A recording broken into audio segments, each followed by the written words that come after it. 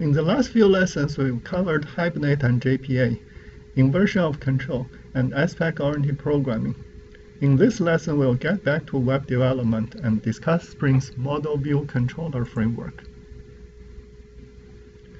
We'll cover several components of the Spring framework. The data access components that handle integration with Hibernate and JPA, or in other words, the components that deal with the model part in MVC, and the support for web and servlet, which deals with the controller part in MVC. As for view, we'll use JSP, which is something we're already familiar with. Here's the outline of the lesson. We'll use an example to illustrate how an HTTP request goes through a Spring Web MVC application. We'll then see how to configure database access and create DAO classes. We'll implement several controllers, and we'll see how server-side input validation works in Spring. First, let's create a Spring Web MVC application. You have already done this in your homework, but at that time you'll probably just follow the instructions without actually understanding what they meant. Now that we've learned dependency injection and bin configuration in Spring, we can understand what each step means and how everything is put together. So let's go to the example.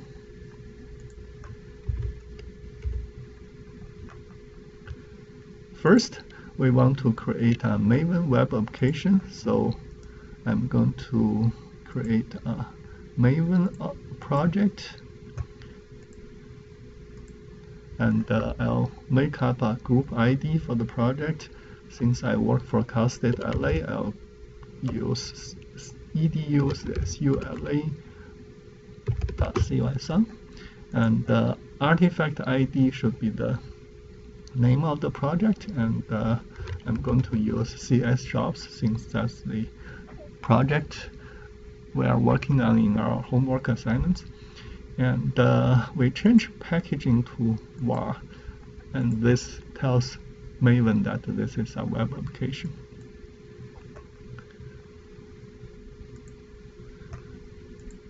So after that, we make some changes to the POM file.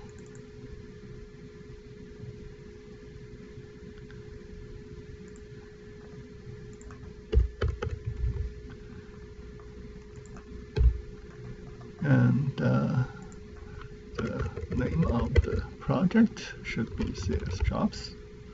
And we added a plugin, compiler plugin, and the purpose of this is to say that the source code we are going to create should be compiled as JDK 1.7 source code, and the generated class files again should be JDK 1.7 class files, and this makes sure that our application can be deployed on a server that runs JDK 1.7. And we also added a couple of dependencies. The first one is servlet API, which is used for compilation, and the second one is the JSTL tag library. So notice that the first dependency has an indicator here that says it's provided. If you look at the properties of the dependency, you can see that provided is a so-called scope, and there are several scopes in there: compile, provided, runtime test, and system. Compile being the default scope, so if it's compile scope, it's not shown in here. The difference of those scopes, or what those scopes mean, is that it tells the Maven build system when this dependency is needed. Compile basically means that this dependency or this library is needed all the time, during compilation, during deployment, runtime, and everything.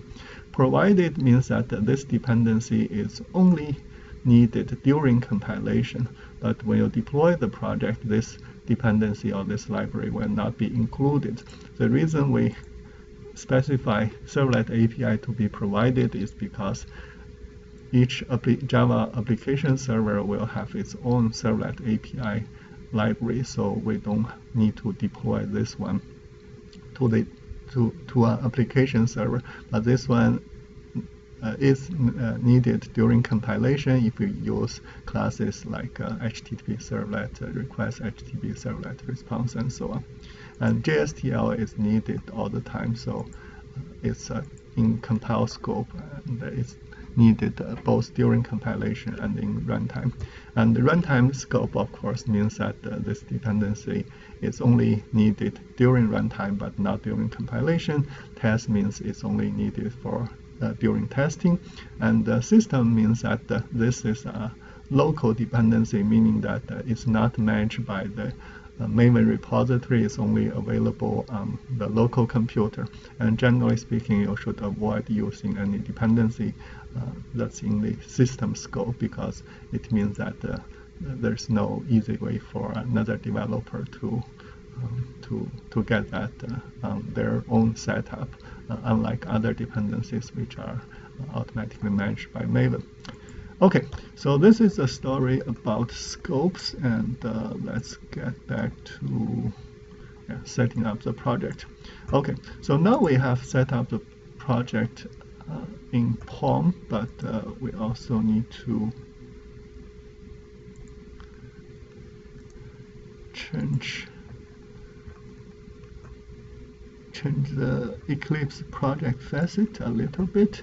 So we need to tell Eclipse that we are going to use version 3, dynamic web module version 3, and that basically means that we are going to use servlet specification 3 instead of 4.5, and we also require Java 1.7 instead of 1.5. So apply, OK, and then Maven update project. Okay, so now we have a Maven web project. If you are using the latest version of Eclipse, the Mars release, you are actually going to see an error after this step. The error would say something like web.xml file is missing. And that's okay, because we are going to add a web.xml file in the next step. Okay, so in this step, we are going to add a Spring to the project, and that of course requires adding additional library, and that library is Spring Web MVC. As you can see, when we write a dependency, we write it in this form. First, the group ID, and then the artifact ID, and then the version number. The group ID is usually necessary because oftentimes artifact ID is not unique enough to identify a dependency. So let's add that one to our project. It's called Spring Web MVC, and the group ID is org Spring Framework. So look for org Spring Framework. It's right here.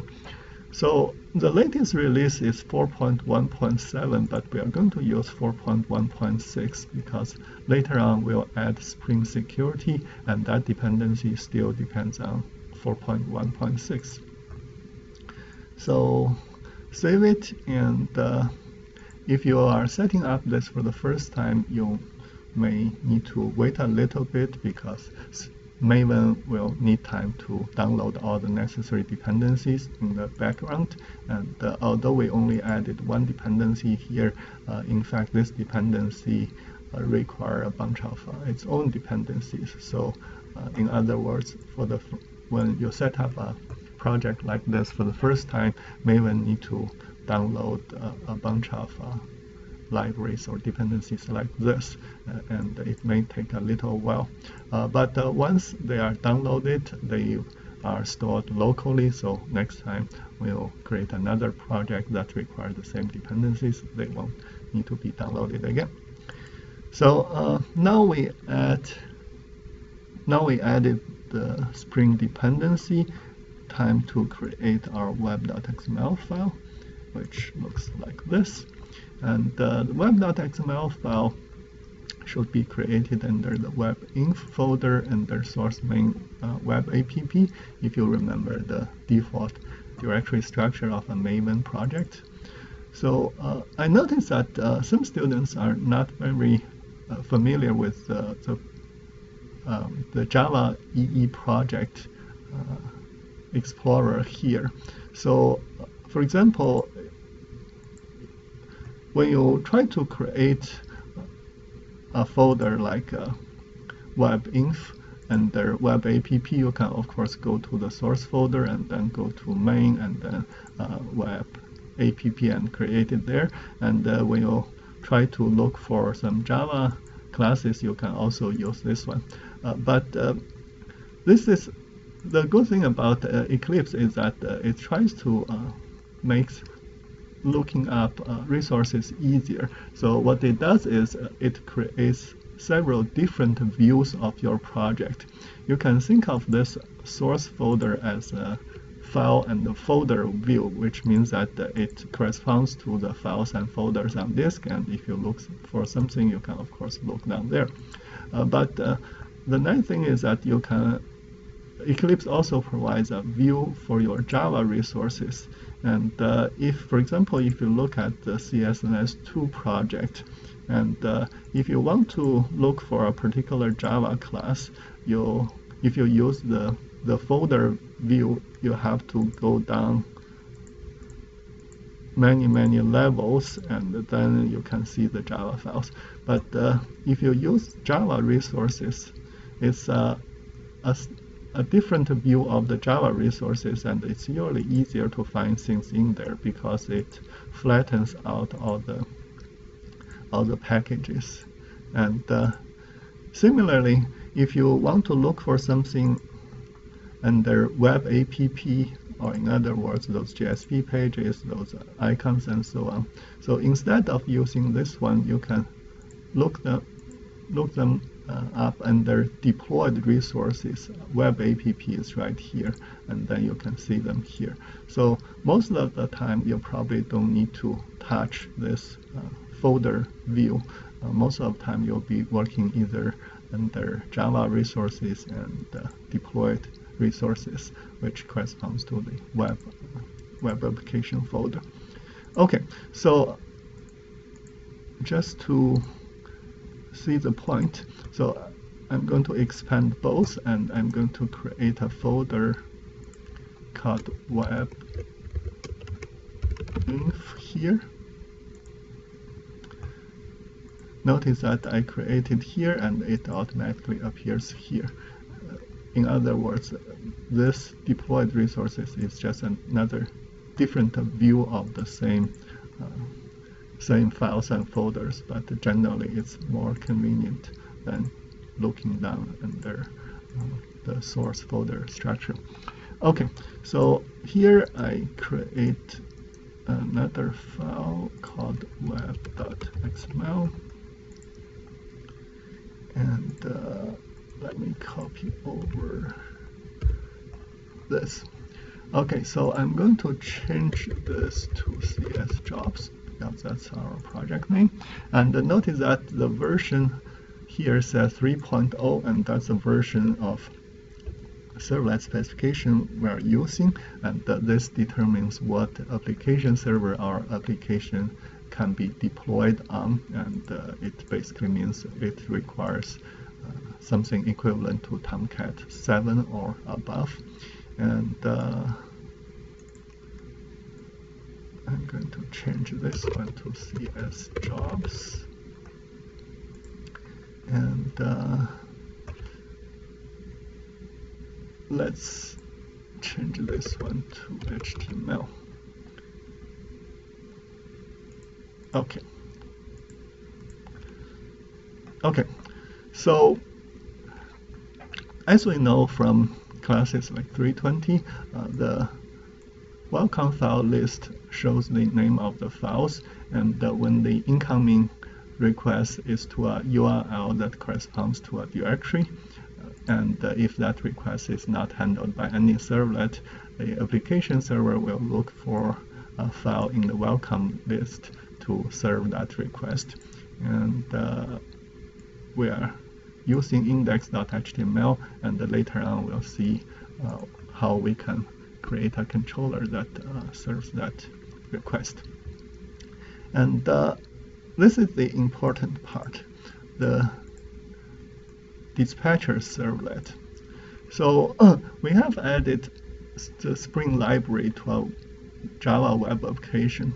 How is that library used? Well, in other words, when a request comes in, how is Spring handling that request instead of just us writing servlet and JSP and so on? So this is essentially the entry point of the Spring, and it's usually called a front controller, which is a fairly common design pattern used by web frameworks. So when request comes in Java web applications, those requests need to be mapped to some servlets. And since we are going to write a Spring web application, so we want to map the request to Spring, and then later on we can create controllers under Spring and so on and so forth. So in other words, visually it's something like this: requests coming in, and those requests will be mapped to a front controller, which is the entry point to the Web MVC framework, and that front controller then further dispatch those requests to actual controllers that will handle those requests, and then we have our model and view and sending the response back. So this is the Spring's front controller. You can see it's a Spring class from the Spring framework library, and it's called dispatcher servlet. And the servlet mapping here says that we are going to map all the requests that end with .html to this servlet Spring MVC. Actually, I'm going to change the name to CS jobs as well. Okay. And that's essentially what's happening in this part of the diagram. Notice that we are only mapping requests that end with .html to this front controller, meaning that if other requests are not handled by this. Okay, so then what happens next after we map those requests to this front controller? As you can see in this picture, then this front controller is responsible for dispatching the request to other controllers, and so let's create another controller. Creating a controller is pretty easy, actually. So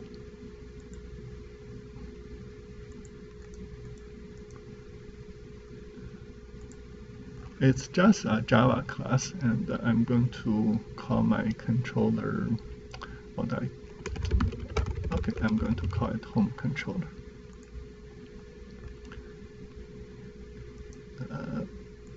Actually, no, I don't want to put it under CS jobs package.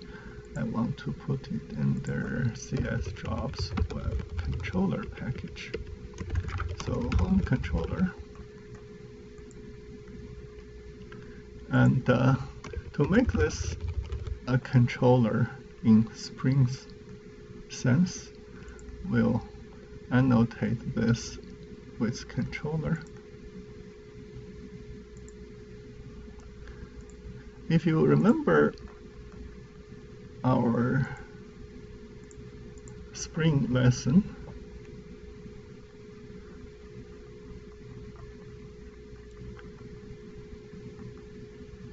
remember that there are a number of Spring annotations used for different types of bins. Components are for regular bin classes. We've seen the usage of components in our previous lessons. Repository are for DAO classes. You probably have seen this in your homework example. And the controller are for controller classes. So essentially, this tells Spring that this is a bin and it is a controller bin. Now, once we have this, we can create an actual controller method to handle the request. So I'm going to create a method called home, and it's going to return something called home, and I'm going to map this to home.html.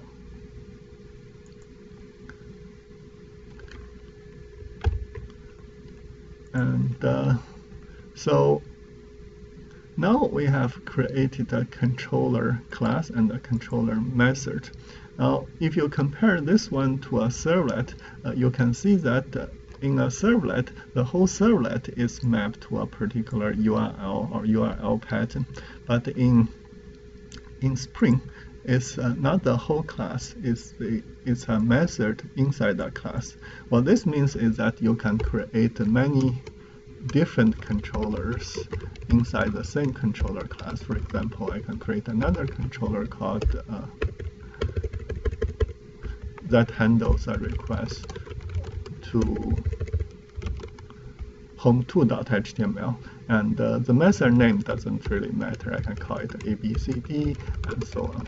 And so this is obviously more convenient than using servlets. For servlets, if you have many different URL patterns to handle, you have to create lots of servlet classes. But in Spring, you can usually put lots of different controller methods inside one controller class, and they can share the same fields and so on. Okay, so this is what a controller looks like, and then let's go back and see how controllers are connected with the front controller. And in other words, how does the front controller dispatcher servlet knows that this controller exists and knows this controller handles this request? Well, that of course takes a Spring configuration file. Remember, again in our Spring lecture, so when we try to use Spring needs to load a Spring bin configuration file that looks like this, right? And the same thing when we use Spring in a web application, we need a Spring bin configuration file.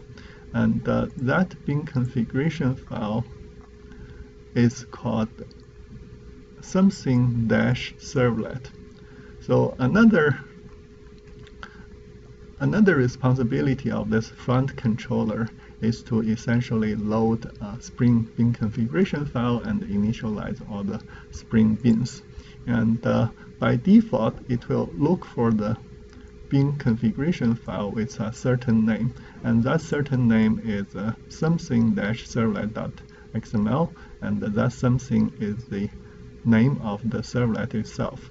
So here my servlet is called csjobs, so this front controller will look for csjobs-servlet.xml file under webinf, and it will load that file and create the bin specified in that file.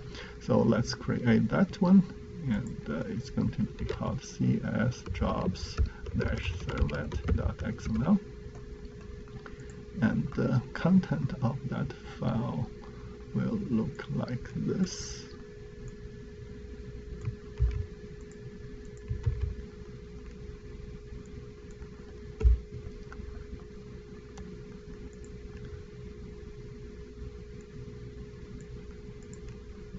And it should scan csjobs.web.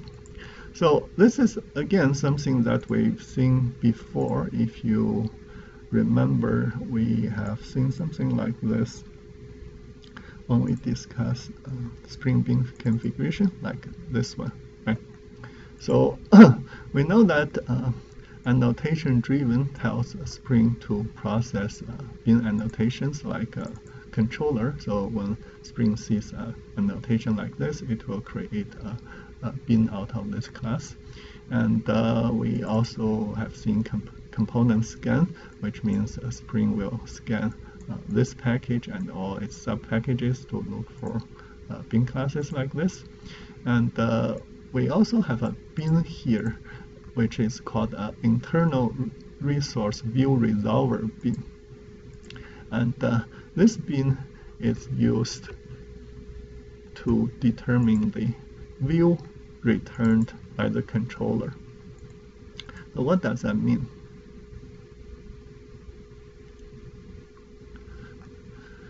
So as we can see, a typical Spring controller method returns a string. What does that string mean?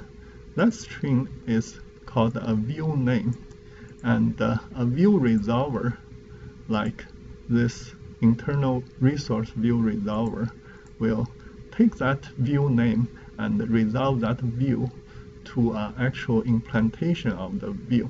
And in the case of JSP views, they are resolved use the internal resource view resolver, and this view resolver has two properties, prefix and suffix. If we look at our prefix, it's webinf/JSP/, and the suffix is .JSP. And so when we return a view name, what this view resolver does is it will take the prefix, it will concatenate it with the view name, and then concatenate the suffix, and that produces the path to a JSP file. So in other words, when the view says home, and when the prefix is this and suffix is that, you can see that it will resolve to a view that's under webinf under JSP folder, and has the name home.jsp.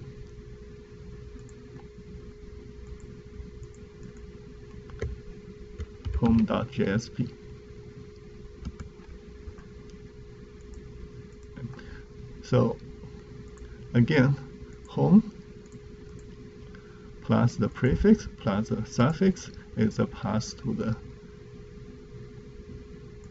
JSP file, which is this one. So let's put something in here, and we'll say welcome to CS jobs.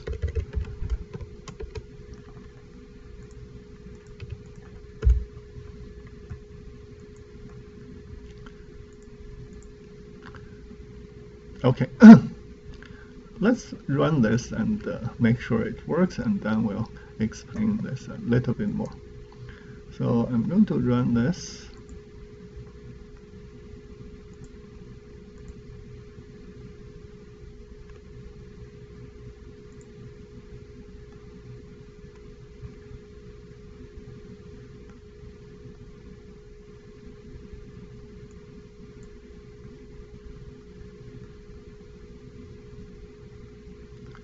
So I'm getting a 404 error here, but notice that the URL is the root path of the project, and since I specified the welcome file to be index.html, and I don't have anything that handles index.html, this is why it's a 404. But we do have a controller here that handles home.html. So if I type home.html, I should get something, and indeed we are getting something. Right? So quickly recap. This is how a request goes through Spring Web MVC. It's first mapped to the front controller. Front controller dispatch it to a controller method, and the controller method, based on the request mapping annotation of the method processes a request, return a view, which is a view name, and that view name is resolved to an actual view implementation, and here it's resolved to a JSP with prefix, suffix, and so on. So there are, of course, several questions. The first question you may be thinking is that why going through the trouble of resolving view? One why can't we just say return web inf JSP/.jsp, right? Why can't we just return the path to the actual view instead of going through this additional level of abstraction called the view name? So why return view name instead of the actual view? Now the reason is this.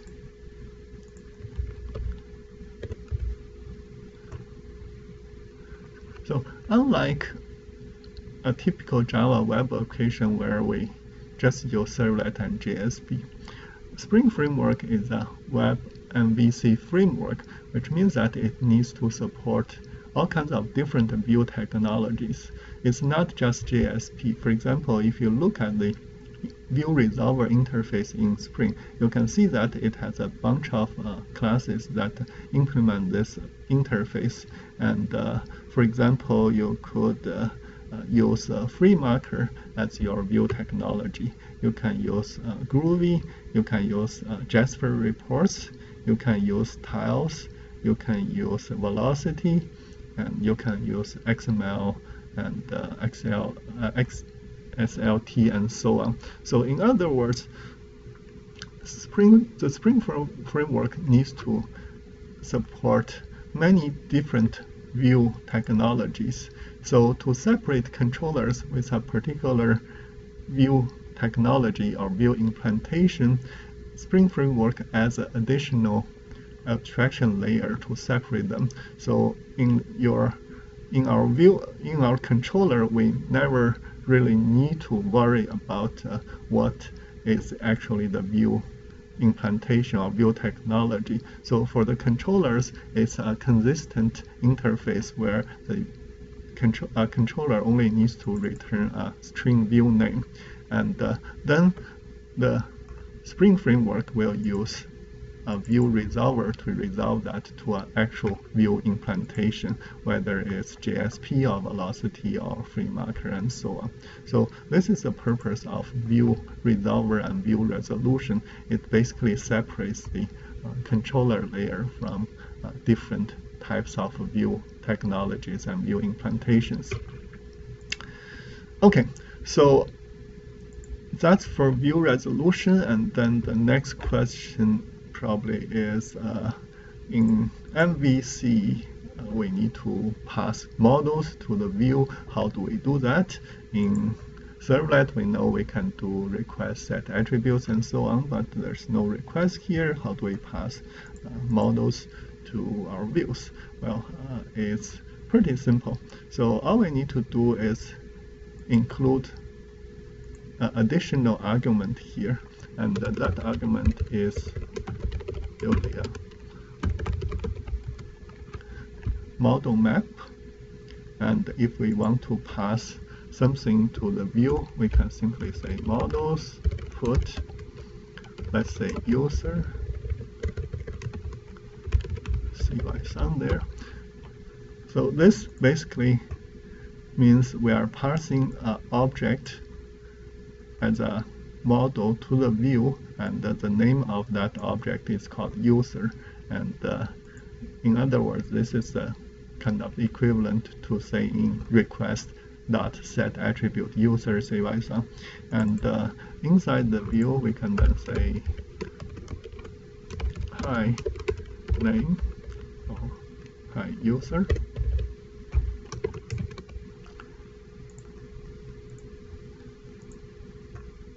And it's basically this. So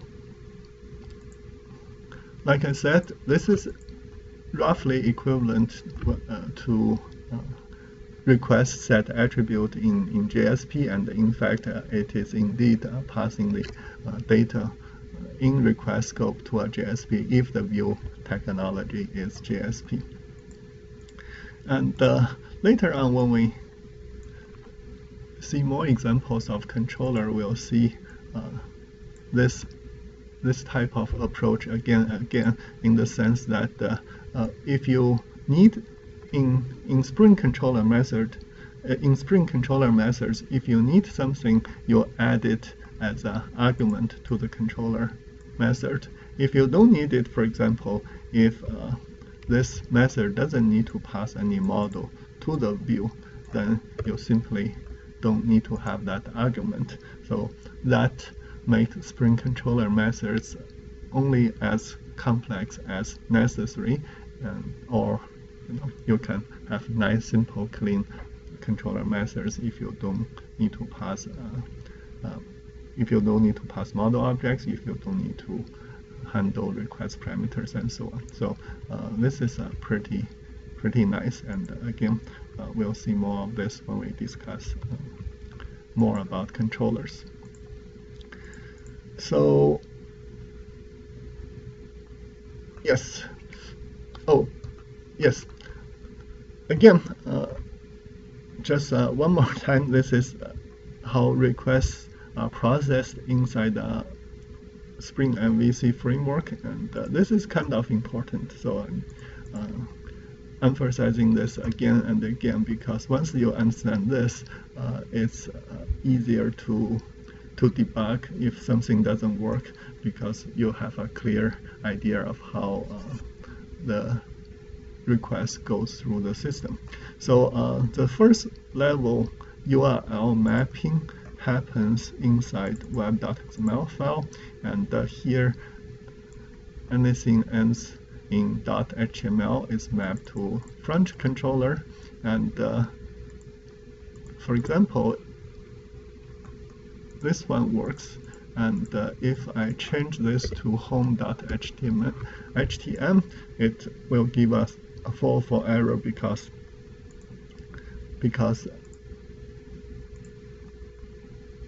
it's not mapped to this, right? So in other words, the first level of URL mapping fails, and if that happens, we'll get a 404 error like this. Now, after the first level of mapping, there's a second level of mapping that maps the request to a particular controller method. Again, if we change this from home to home2, then again we'll see a 404 error, and this time it's because the second level of URL mapping failed. And if it's this case, if you pay attention to the error message, you'll see a error message that says no mapping found for request with URI home2.html in dispatcher servlet. And this tells you that this 404 error is caused by a failure of the second level of URL mapping. And there's yet another way that you can get a 404. For example, instead of return home, we say home1. So we know that home1 would be a view name, and that view name would be converted to a path that says webinf/jsp/home1.jsp, and obviously we don't have that JSP. So if we do that, we'll again see a 404, but this time if you pay attention, it will tell us that this 404 is caused by not having this file webinf/jsp/home1.jsp. So if you see a message like this, you'll know that that 404 is caused by view resolution, or in other words, this part of the in the processing path. Okay. So let's change back to this, and if everything works, we retrieve the view, and the view will use the model objects passed from the controller to render the response and send back to the client, and everything would work like this. So this is a very important picture. 2 levels of URL mapping plus view resolution. It's very important that you understand this before we move on. Okay, so once we have that, we can add database access to the mix, but before we do that, I'd like to change a little bit how this project is configured. The reason is that I don't want to see a 404 error when we go to the root path of the application here. And so what I'm going to do is I'm going to change my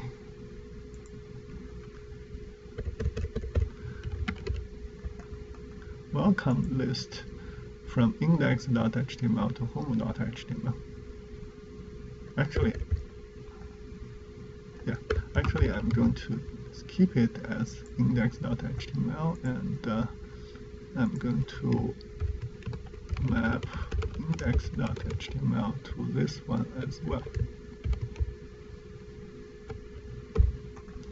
Okay, so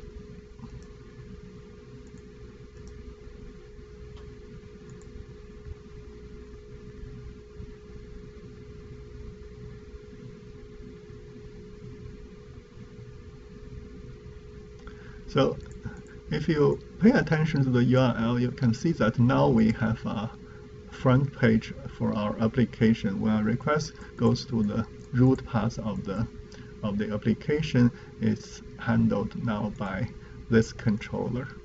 Okay. And so that's obviously nicer. Okay, so let's then add database access to it.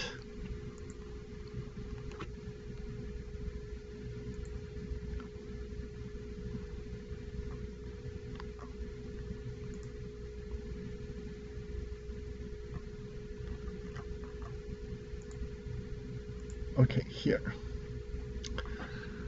Again, start with adding dependencies. We first need to add Hibernate Entity Manager.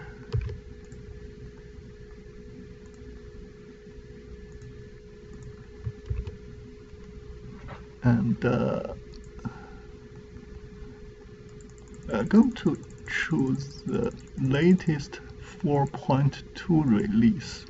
The reason I chose 4.2 instead of 4.3 is that in 4.3 there's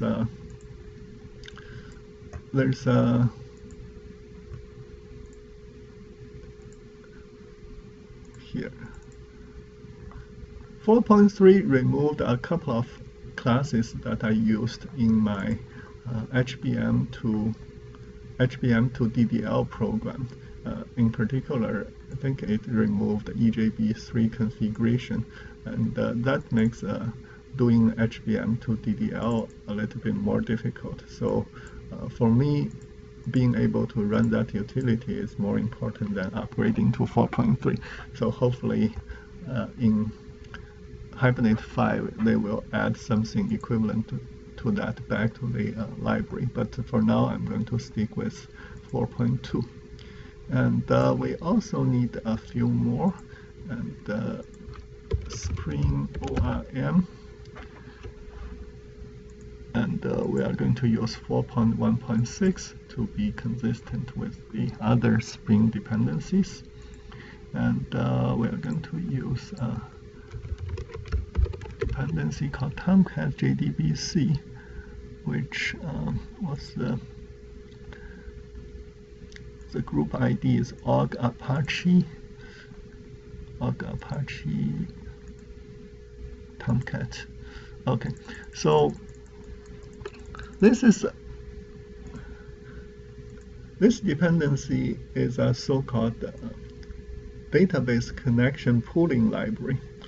If you remember when you study JDBC, if you write regular JDBC code, every time you try to run a query, you need to create a connection, open it, run the query, and then close the connection. If you don't close the connection properly, oftentimes you run out of connections. And in database access, opening a connection is actually a pretty expensive operation because you need to send over the username password, the database server needs to authenticate it, and then it can establish the connection. If you have to do that for every HTTP request, it's extremely inefficient. A much better way to handle connections is to use a connection pool. So what it means is the library will keep several connections always open. When your code needs to use a connection, you'll grab a connection from the pool, and once you are done with it, you'll release it back to the pool. And typical connection pooling libraries can dynamically adjust the size of the pool. If there are lots of requests, it will create more connections. If there are not that many requests, it will reduce the open connections in the pool and so on. So it's very nice and good for performance and easy to use. There are a couple of commonly used connection pooling libraries, and typically for a standalone application, you would want to use DBCP, which is another Apache connection pooling library. But if you use Tomcat as your application server, Tomcat has a stripped down version of DBCP, which used specifically with Tomcat called Tomcat JDBC. And there are usually many versions of Tomcat JDBC, and ideally you want to choose a version that matches your Tomcat server version. And for me, my Tomcat server is 7.0.62, so I'm going to choose this one. Now, if the version number doesn't exactly match, it's perfectly fine. As long as it's the major version, 7 or 8 or 6 match, it should be okay. But I'm going to choose the one that matches my Tomcat server version. And the last one is the Postgres JDBC server, so let's get that. And which one is that? Org Postgres SQL, so it should be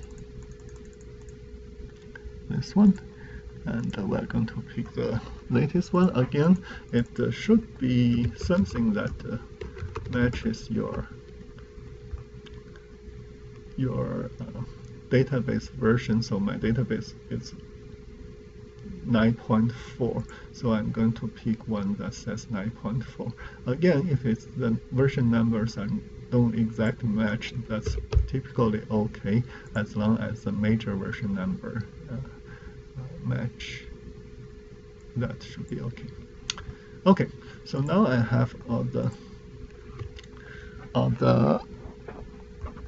dependencies and libraries I need. Again, it's time to change configuration files a little bit. We're going to use JPA, and we know that means we need to create a persistence.xml under the class path under meta-inf. And so for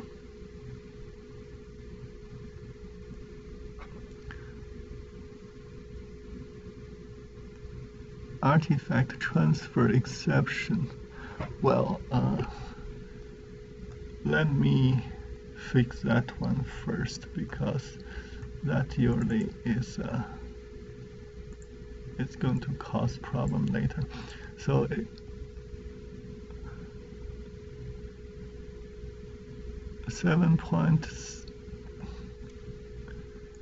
so the dependency are stored locally under the user directory under .m2 repository, and let's look for org Apache Tomcat JDBC, and this one. Okay, so if the library is downloaded successfully, there should be a jar file here, like this one. But now it says jar.last updated. It means that the downloading failed. So what we'll do is we'll close Eclipse and we'll delete this one.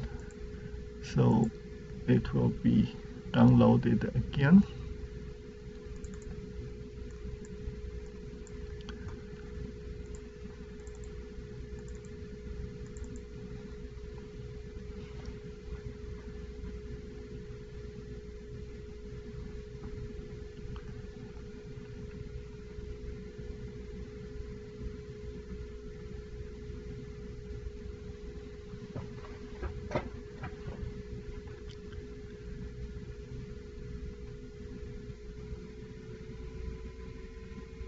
Well, it's a little bit slow.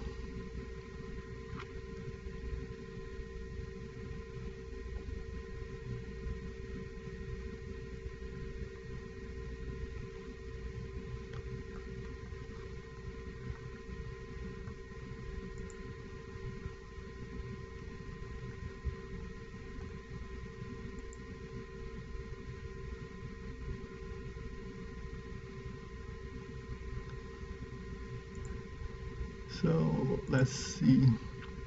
So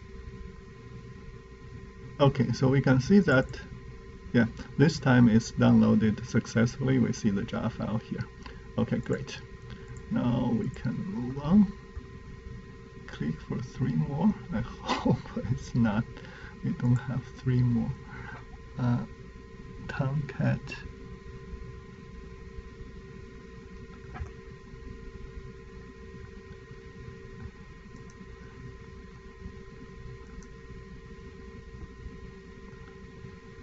Let me do a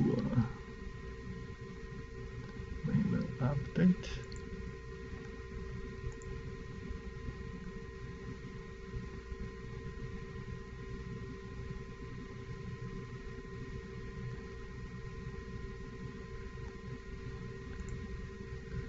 Okay.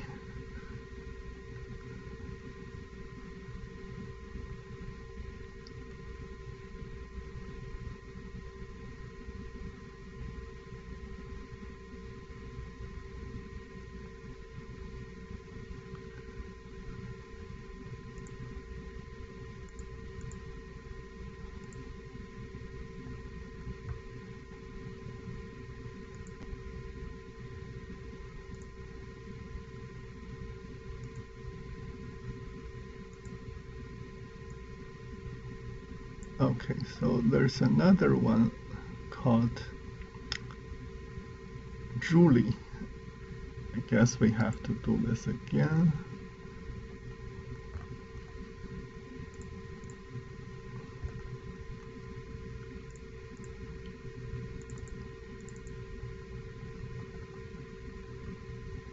Org, Apache, Tomcat, Julie.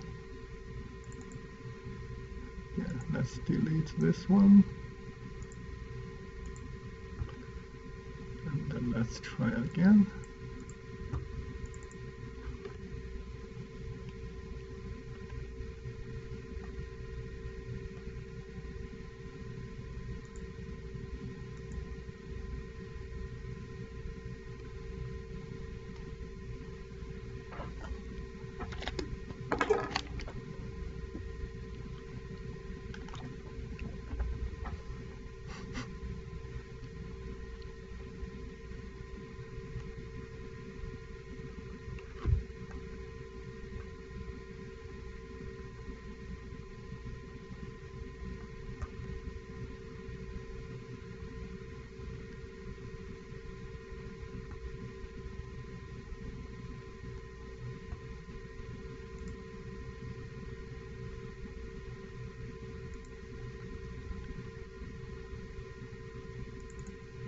Okay, so this time it gets the jar file correctly, and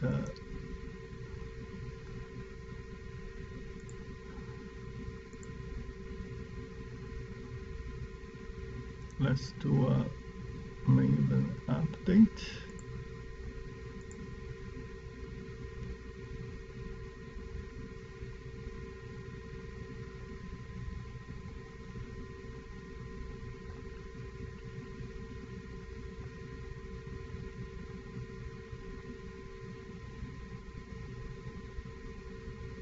Okay, great. So as you can see, the nice thing about Maven is that it automatically downloads the dependencies for you. The bad thing is that sometimes because of server or network conditions, the download would fail, and then it may cause some trouble. But fortunately, the error messages are clear, and all you need to do is delete the incomplete download and then let it to re-download. Okay, so where are we? Okay, we need to create persistence.xml, and it needs to be under source main resources meta-inf. So let's create a folder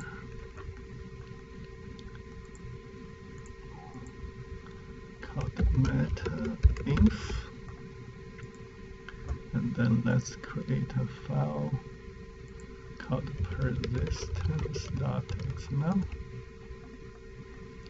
and in that file we put this.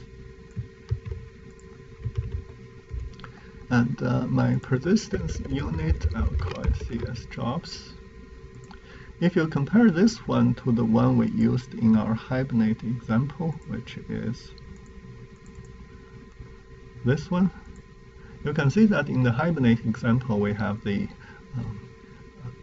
database URL, username, password, and so on in the persistence.xml. Here we don't. The reason is we are going to specify that in the Spring MVC configuration file, so that the database connections can be used not only for JPA but also for other type of connections like JDBC. And for the web.xml file, we need to change a little bit as well.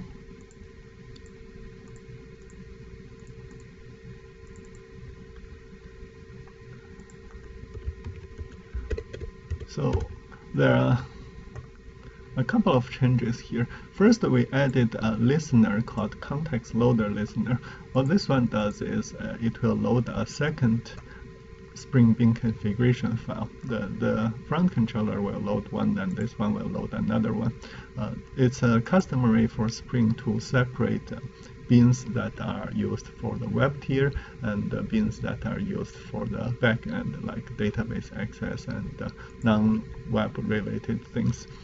And the default name for the web tier beans is the servlet name -servlet.xml, and the second bean configuration file has the default name application context.xml,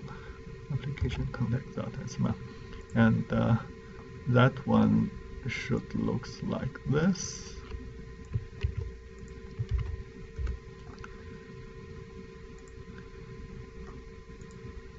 And the second thing we added to web.xml is something called a filter.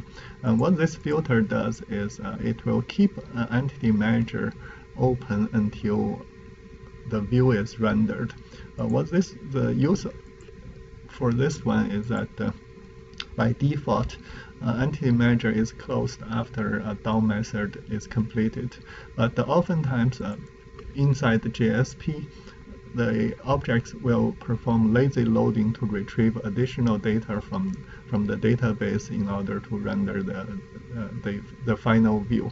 And so for that purpose, we need to keep the entity manager open longer, not just closing it right after a DOM method is completed.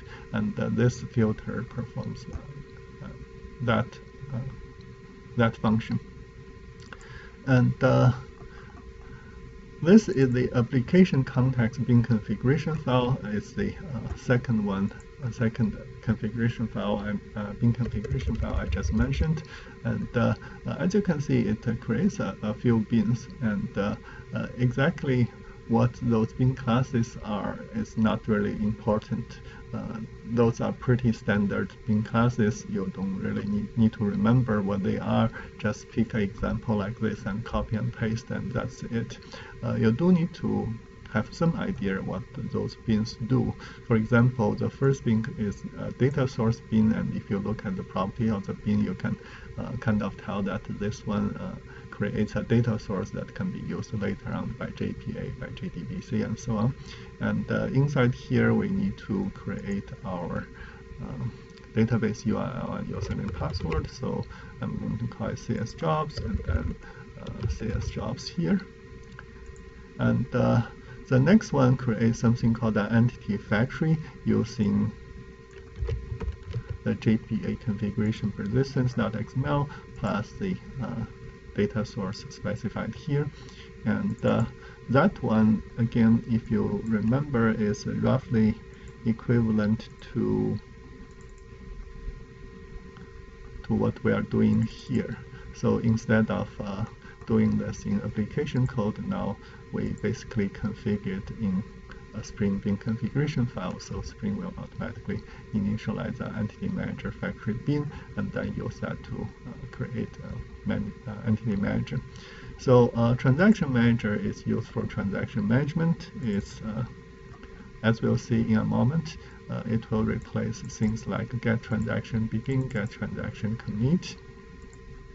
And this exception translation processor bin is used to translate various SQL exceptions and transaction exceptions into Spring exceptions that handles by Spring exception handler.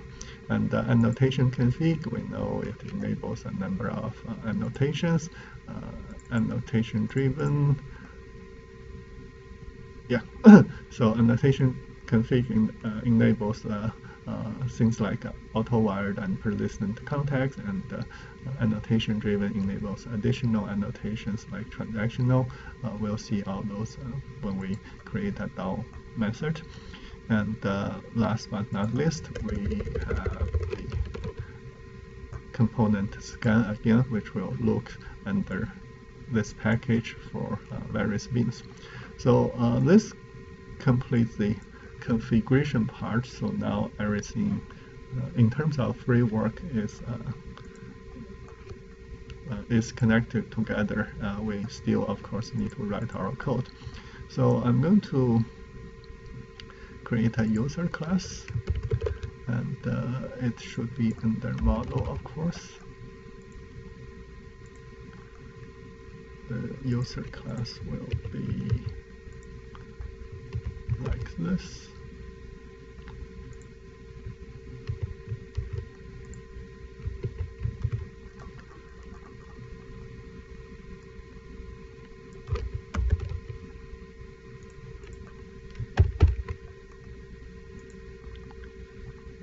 Okay, so this is a fairly simple model class.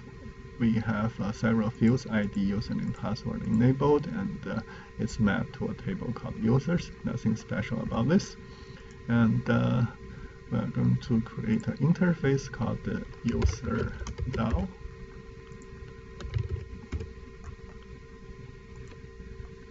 And this user DAO will look like this.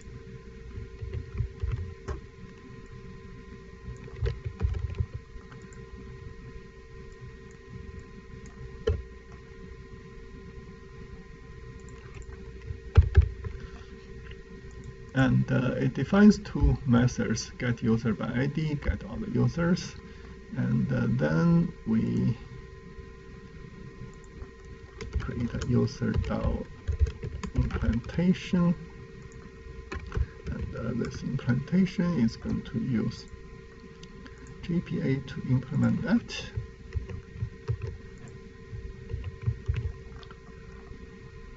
So CS jobs.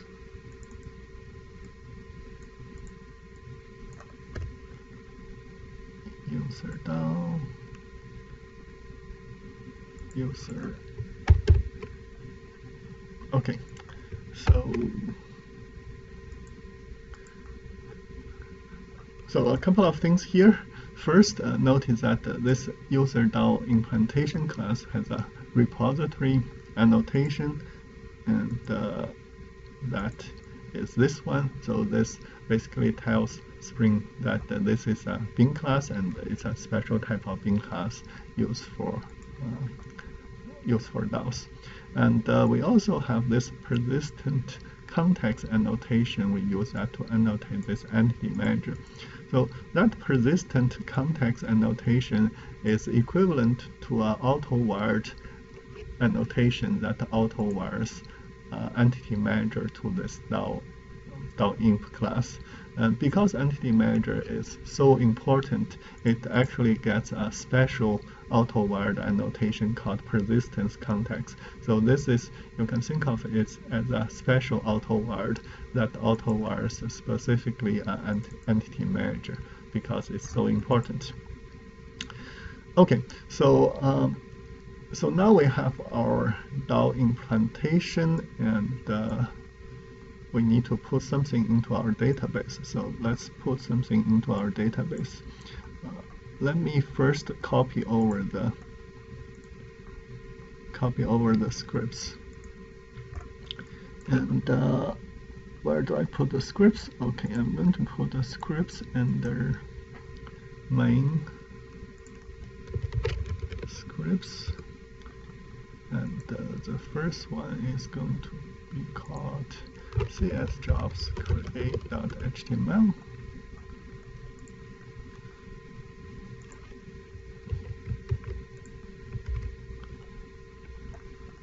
And the second one is csjobs drop.html, not HTML, SQL, sorry about that. Okay, so because I'm going to use a database called csjobs with a user called csjobs, so let's check if we have that database or user. Not this one.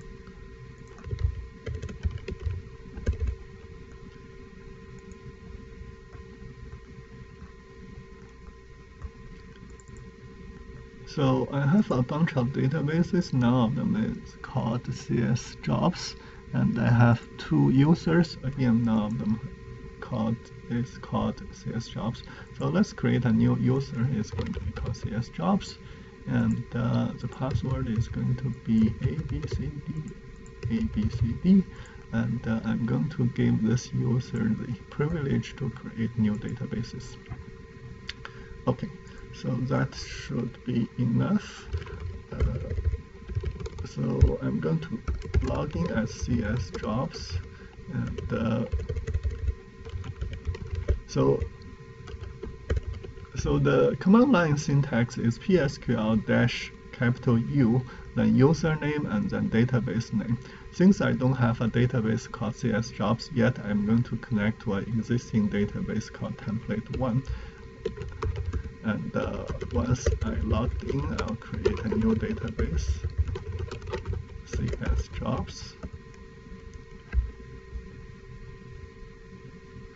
And then next time I can simply say login csjobs, and by default it will connect me to a database that has the same name as the user, so it's now connected to csjobs. Okay, so let me go to the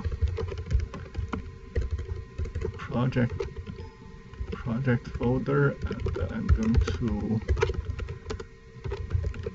run source main scripts and then csjobs create.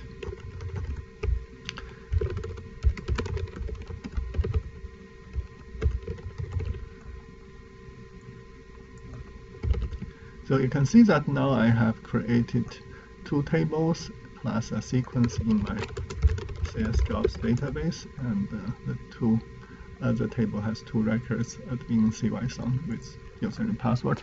Okay, so now I have the data in my database, and then let's create a controller to see if it actually works. So I'm going to create. So we can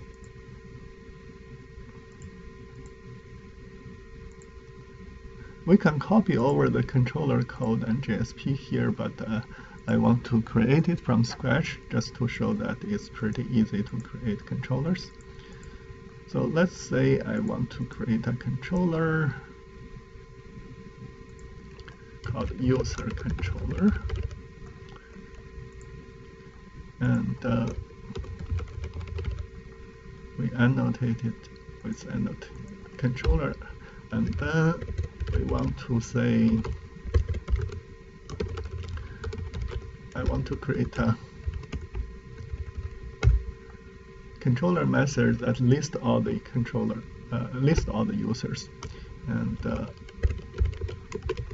I'm going to map this one to user list.html,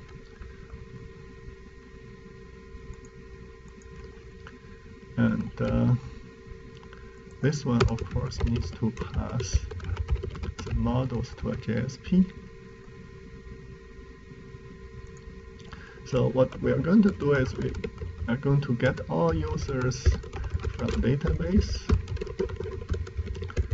and pass them to JSP. Right? That's what we are going to do. How do we do that? Well, the first part is to get all users from database, and of course we are going to use our DAO. We spent all that time to create the DAOs, and now it's time to use them. So we are going to auto wire a user DAO into our controller, and here then getting all the users is simply user DAO get users, and to pass those users to the view, we can say models put users and users, okay. And then we need to return a view name, and I'm going to return the view name called user/list. The reason for that is I want to create kind of like a user management module, and so I'm going to create a subfolder under JSP and then put all views related to user management under that subfolder. So this one, I'll create a JSP file called list, and then we display the users. So we'll say user management, and then we display all the users. We know how to do that, but I need to include the JSTL tags. So let me grab a JSTL tag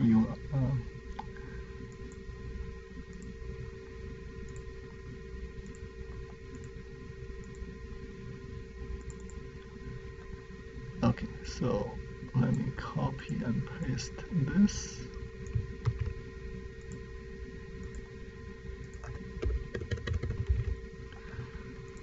So the model is called users, and let's say we have a header row. What's in a user? We have username, password enabled. Let's say we display ID, we display username, and then we display password.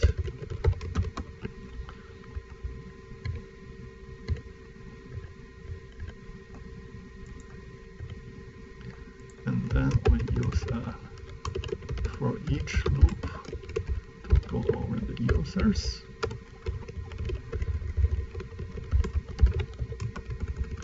For each user, we create a row, and we'll say user.id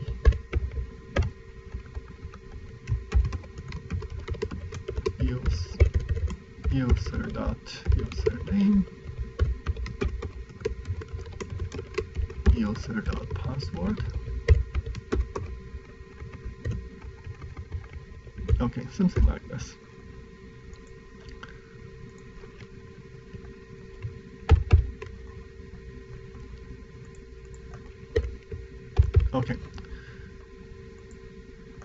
And let's also add a link to here. So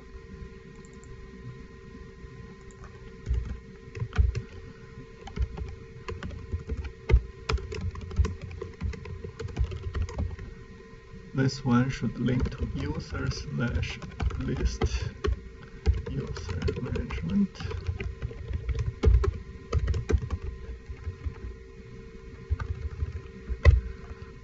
Okay, so let's run this and see if it works.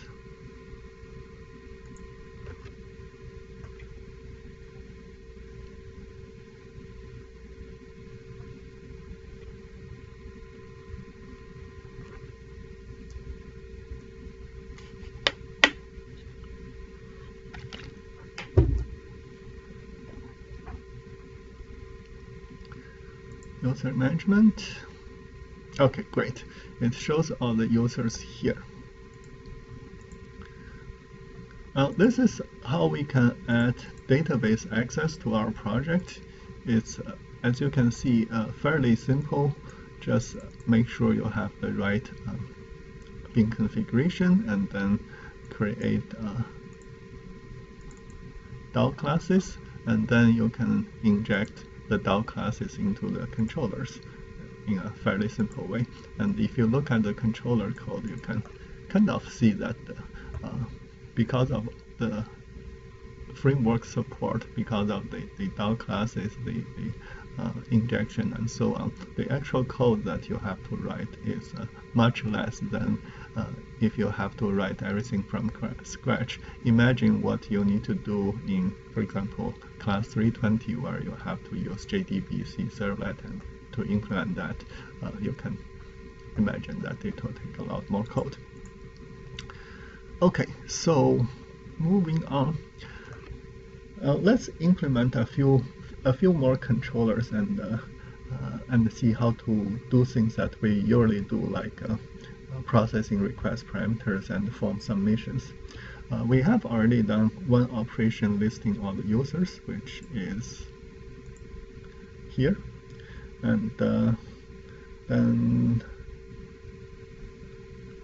let's add another one. So let's say we want to display a selected user, and we kind of know how to do it in the view part. So let's say we go to here and we create another column,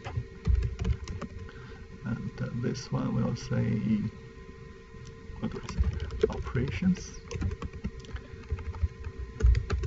We'll say view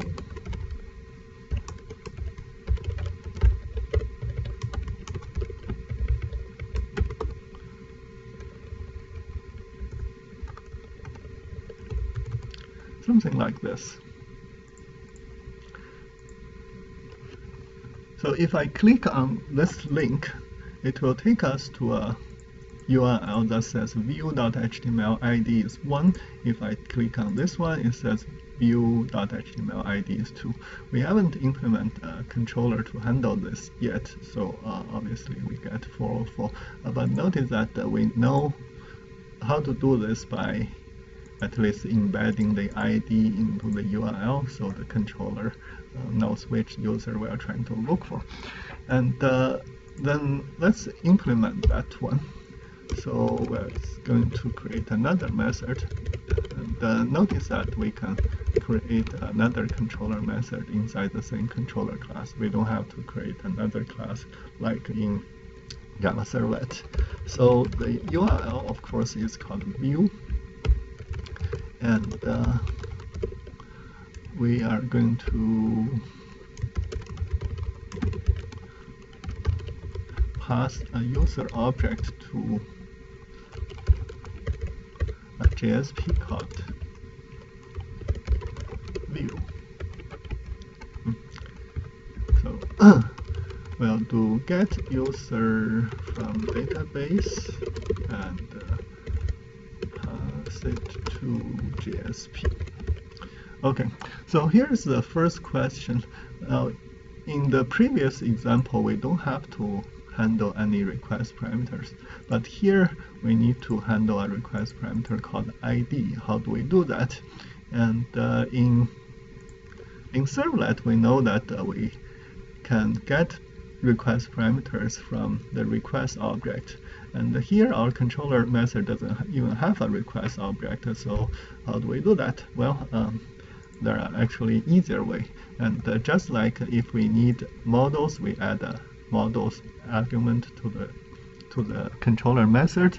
If we need to access a request parameter, well, we just add it as an argument to the method again. And this time we say this thing is a request param. And that's all we need to do. So what happens is that if we have an additional argument inside our controller method, we say it's a request parameter, then the framework will look into the request, get the parameter, convert the parameter to whatever type we specify, and then pass it to the controller method. So we don't even have to do integer pass int anymore. Just put this as an argument to the method, and that's that. So then things becomes pretty easy. We can say get the user from the database by doing get user ID, and that's that. So of course we need to create a JSP for that. So the JSP is going to be called view, because again, notice that it translates this view name into a view.jsp under webinf/jsp/user. Okay? So here we'll get, let's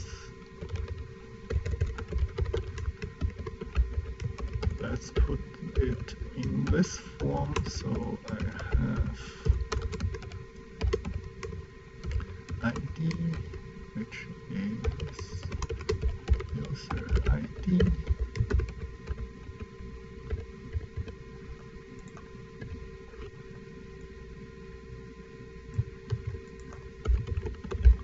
and let's also do username, and let's also do password.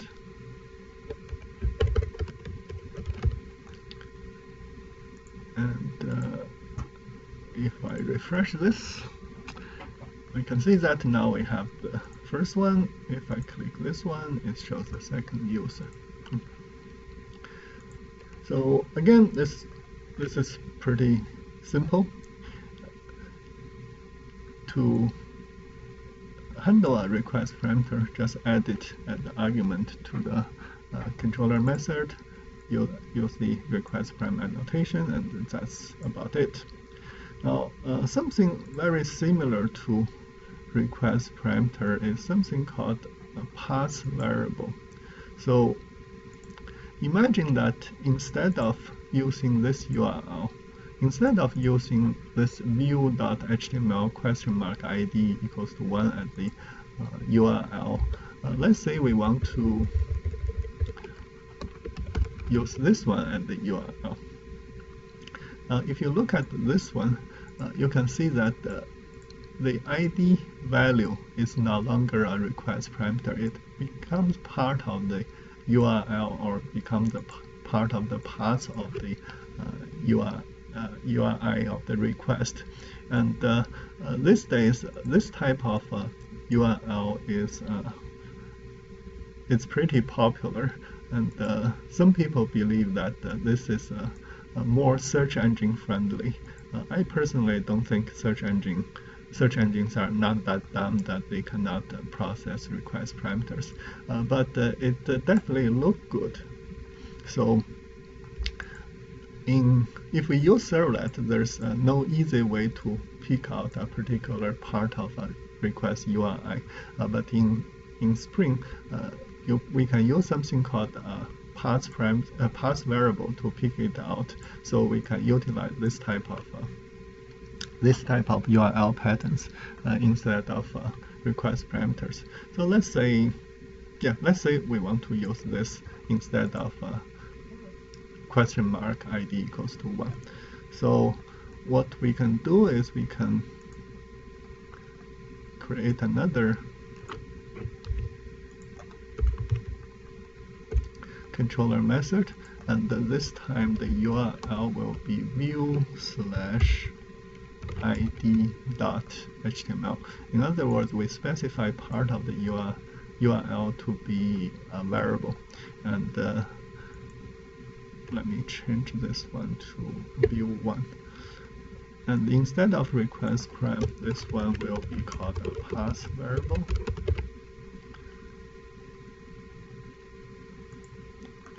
And the rest of it is actually exactly the same as before. Yeah, in fact, we could even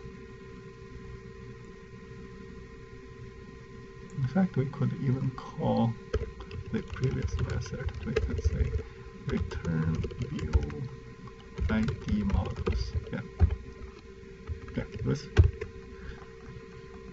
Okay. So then here we'll create a different type of link. So instead of that, we'll say view user ID .html. We'll call it view2.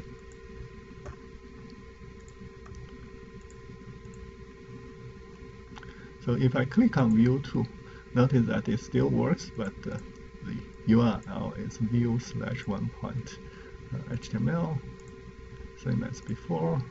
Everything is the same except that we can embed parameters or values in the URL path, and in Spring we can use a path variable to easily pick it out. And so these are the two ways to get some simple parameters or values from the client. The request params has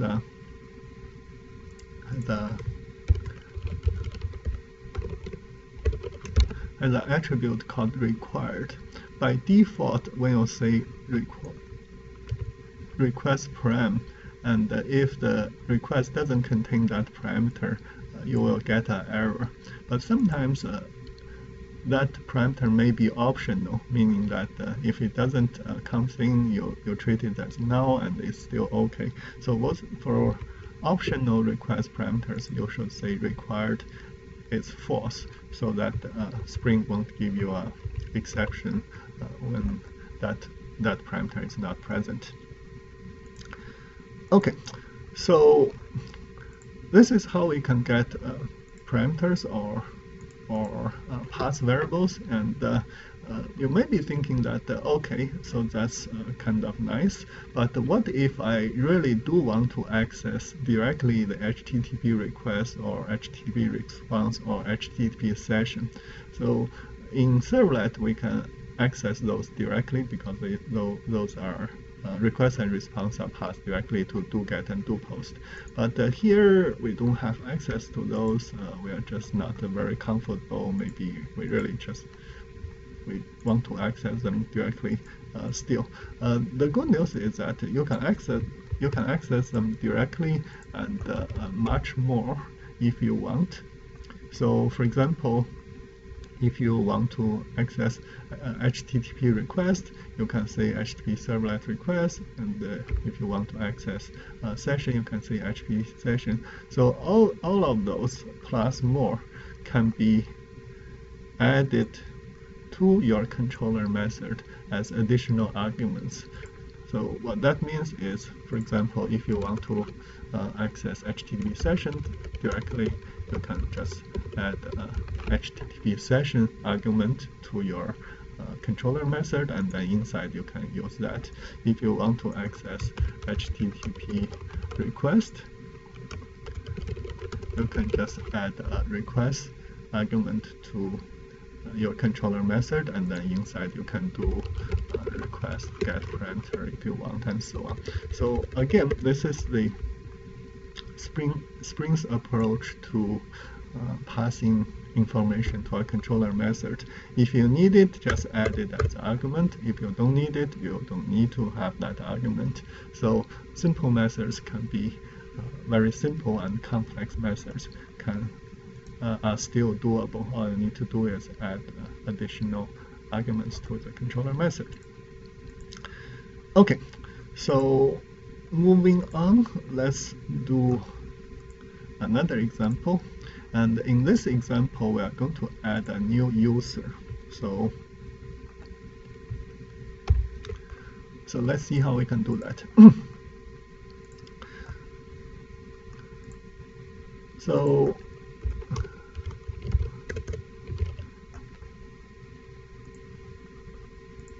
adding a new user, as we know, is a typical so-called form processing operation, where we first display a form to the user, and then we handle the form submission from the user. And if we do it in the servlet way, then we would have a method like doGet to handle the GET request that display a form, and then we have a method that handles a POST request that process a form. So it's something similar to that, and we can do it in Spring as well. So in servlet mapping, now we are going to map add to a method, and this method will handle GET request. So we'll say string add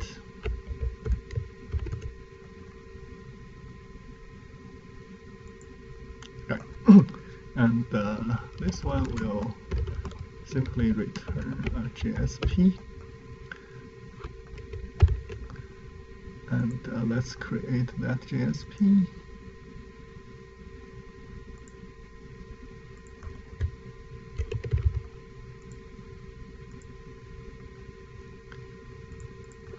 And we'll have action, which is add HTML, method, which is post. We'll say username should be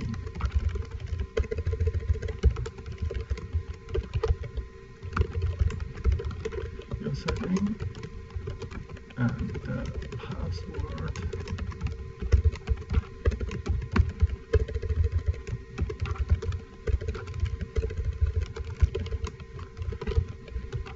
name is password,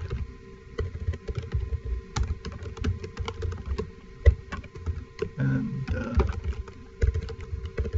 add a submit button.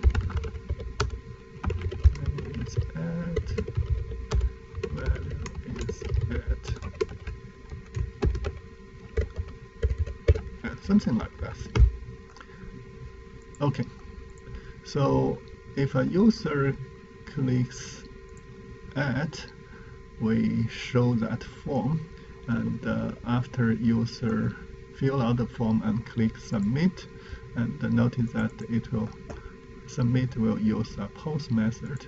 So we need to have a method that handles post. And as you would imagine, that will be post, still the same URL, and this time we'll say request param string username, request param string password. Yeah. So we'll say user is new user. Set username, user set password to password, and then we need to save user to database, and then we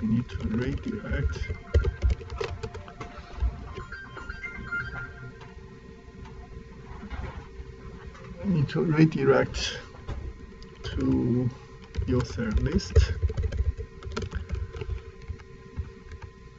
Okay, so we need to do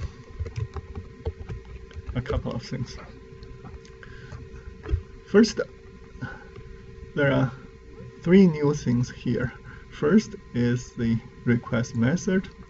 So we can specify additional method that maps to a particular, that is used to map a request to a particular controller method.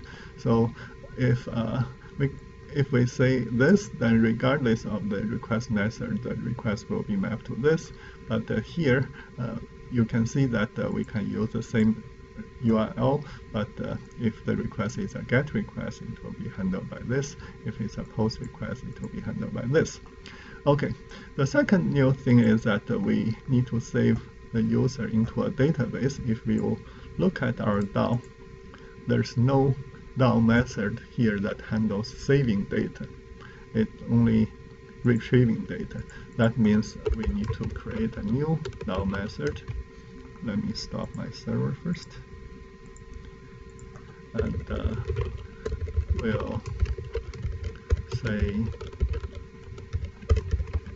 save user. And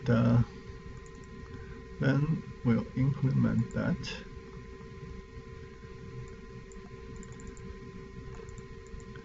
If you remember our Hibernate example,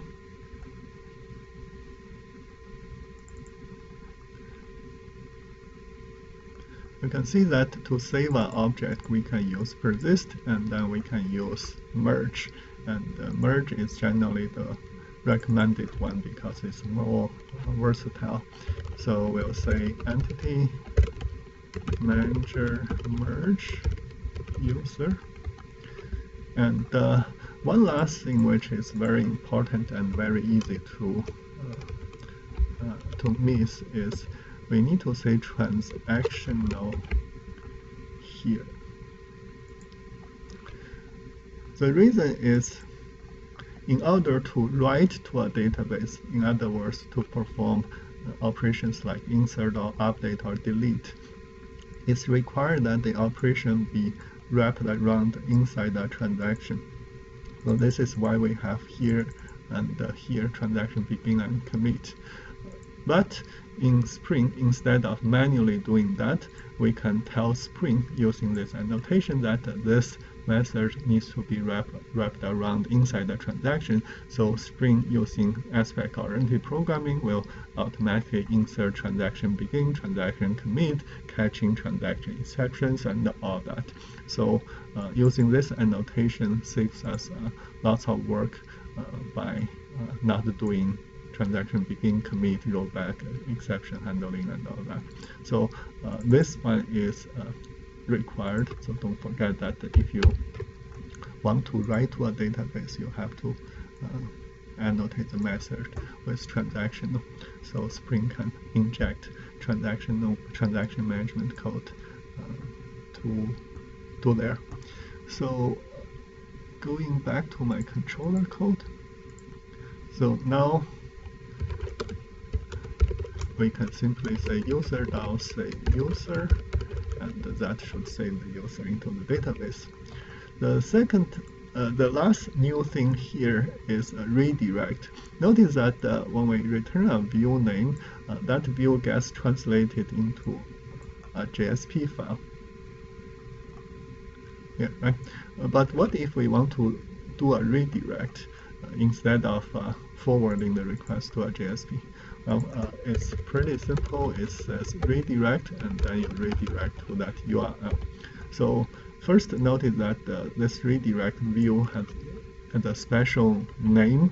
It's if the view name starts with redirect column, it's considered a redirect view, so the framework won't try to translate into a JSP.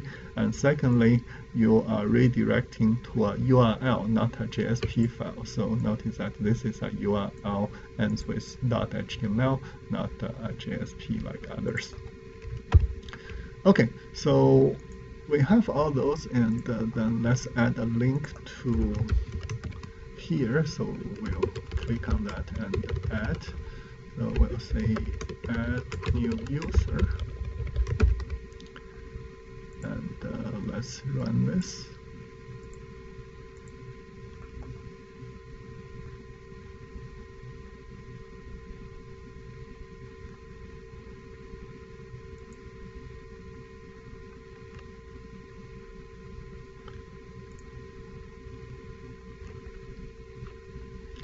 Add new user, username, password, and let's add a user called Tom with password cat, and it shows Tom cat here. If we look inside the database, we can see Tom and cat here. So this definitely works, and if you look at the controllers, they conceptually are quite similar to what we did in servlet with doGet and doPost. Now the problem with this, however, is that the reason it looks kind of simple is because our form is pretty simple. The form only has 2 fields, and that's why we only have 2 request parameters here. But imagine that if we have a more complex form, let's say 20, 30 fields, which is not that uncommon in the real world, then the code would become 20, 30 arguments here, each with a request param annotation, and then we have to manually do set username, set password, set street address, set zip code, set state, set country, set cell phone, set home phone, and all that. The code becomes really, really cumbersome. So this is why when we use a web MVC framework, oftentimes the framework would provide something called form binding that automatically takes care of mapping the request parameters with the properties in an object. So the idea of form binding is this: we create an object, and the object properties will have the same with the fields in a form. Then we can tell the framework that we want to bind this object with this form. So when the user submits a form, then the values of those fields will be automatically set into the properties of that object. So we no longer have to do this manually, one by one. And in different frameworks, this object has different names. Sometimes it's called form backing objects, sometimes it's just called a form object, and so on. So the latest Spring term for that is called a model attribute, and so we can, instead of dealing with those parameters one by one, we can create a model object and then bind that object to the form and let Spring to handle lots of things for us. So in order to do that, we need to change our code a little bit. So here we'll need to create an empty object. After all, it has to be an object even if it doesn't have anything. So we need to create an empty object, and so the framework can bind that object to the form. Now, once the user submits, we no longer have to process individual parameters. We can simply say model attribute user, and that's it. So the framework will create a user object, will set all the request parameters into this user object. We no longer do that ourselves, and we simply save it, and that's it. As you can see now, the controller code is simplified quite a lot. In fact, it's particularly useful for complex forms when you have lots of fields. You can let the framework to do the tedious part. There need to be a little bit additional work in the JSP though. Remember that this object has to be quote-unquote bound to a form, and there's nothing here that indicates that this is a special object needs to be bound to a form. So we have to tell Spring that this is a form object, and to do that we need to use a Spring form tag library, and this is a URI for the form tag library, and these are some examples of the usage of the form tag. So let me grab this one, put it in add, and then change our form a little bit. So we're going to use the form tag from this library. So this one becomes form. We no longer have to specify action and method. By default, action is the same URL as a post method, post request. As a get request, and method is by default post. We do want to specify the model attribute, so we are telling Spring basically that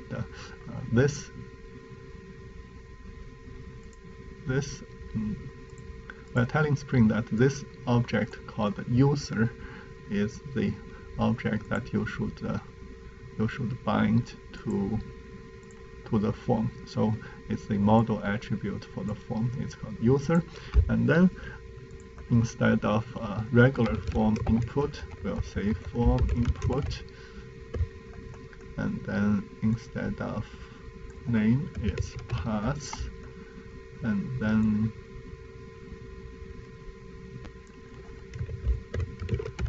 pass. So something like this. So what this one says is basically that I'm going to use the username property in the model attribute to map it to this input field, and the password property of this object is mapped to this the other input field, and submission button is still submission button, and this should do it. So let's try this again.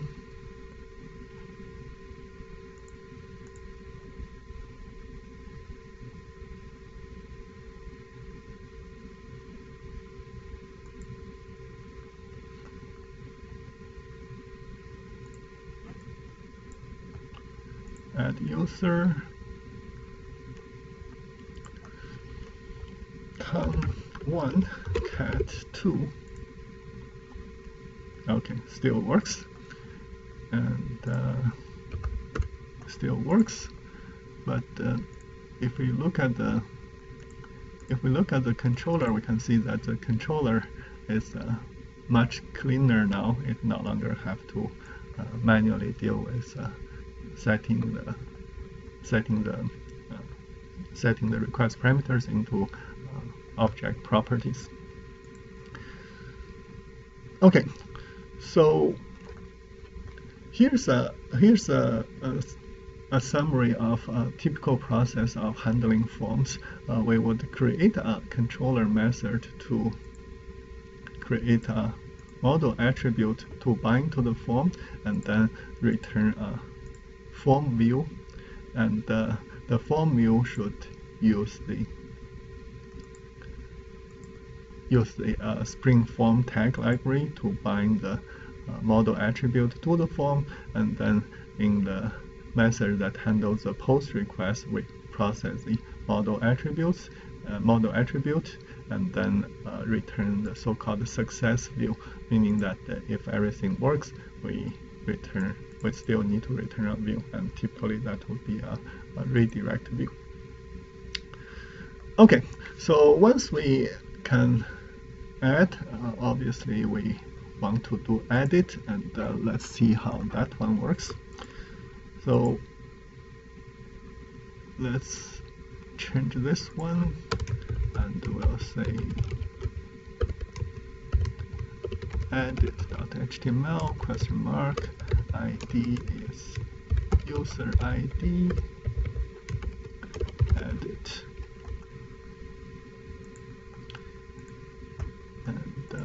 refresh. So we haven't implemented edit operation yet, but you can see the URL is at least correct with the ID and so on. So let's implement edit. So edit, if you think about it, should be quite similar to add. So we'll say edit, and for editing, it's going to give us a request parameter ID. So we'll say request param integer ID, and here, instead of creating an empty user object, we do user.getUser, and we send the user to edit JSP.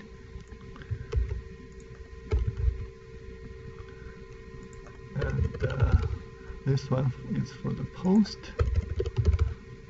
and we save the user to the database, we do redirect, and that's more or less it. And the edit JSP should be fairly similar to add. Edit, and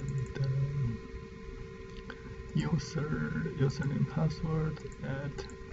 Instead of calling it add, we'll say save. And let's say we don't let the user to change their username, so we'll say user.username, and password is password. Okay, let's try this.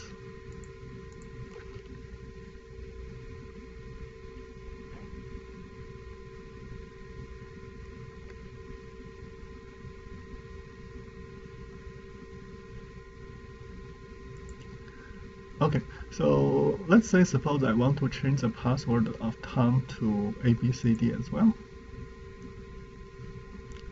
Notice that because we are doing a form binding, and because we are parsing the user object, existing user object to the JSP.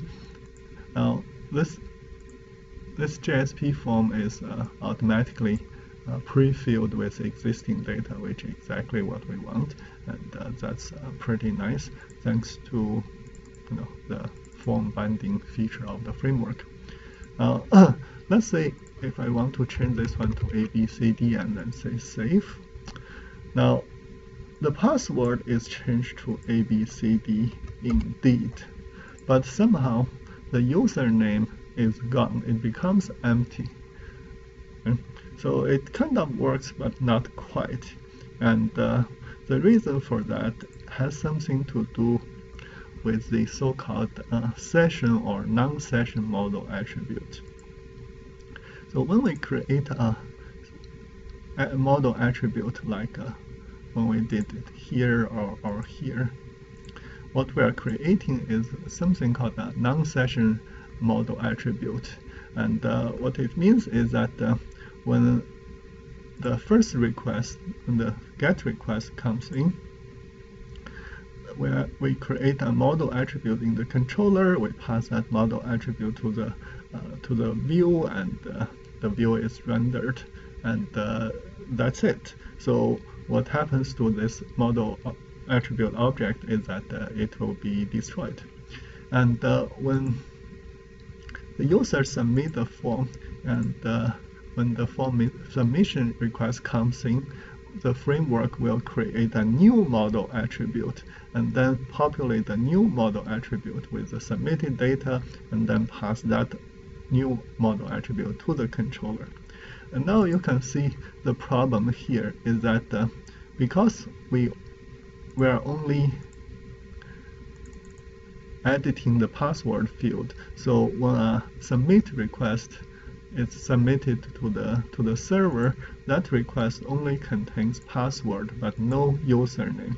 So with a non-session model attribute, the framework will create a new model attribute object or new user object here, in this case, and that new user object does not have a username.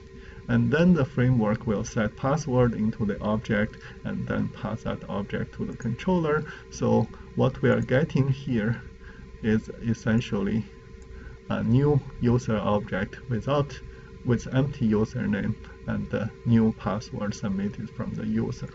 So this obviously would work if we are just creating a completely new user object on user record. But if we try to edit something, and if we don't want to edit all the fields of that object, this of course will create problems like what we saw here. So the solution for that is actually pretty simple. All we need to do is create the model attribute and save it in session. So in Spring, it's called a session model attribute. And the difference between this one and this one is that when the first GET request comes in, model attribute object is created, and it is saved in the session. So because it's saved in the session, when the form submission request comes in, it can be retrieved from the session, still retaining all the fields from the previous object, and then the new data will be put into the object, and if some fields are not changed, they will still retain their old value, and then this one will be passed to the controller. So the difference is really that this one has two objects involved, and this one is the same one that's saved in the session and used again during form submission. So obviously for editing, we would want to use this. And for Spring, it's actually quite simple to declare a model attribute to be session, and all we need to do is say session attributes, and that's it. So this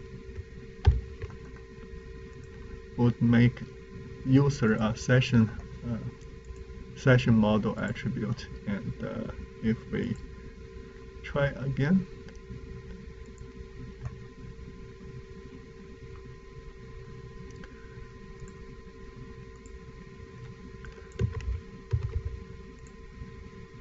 we can see that this time we are not missing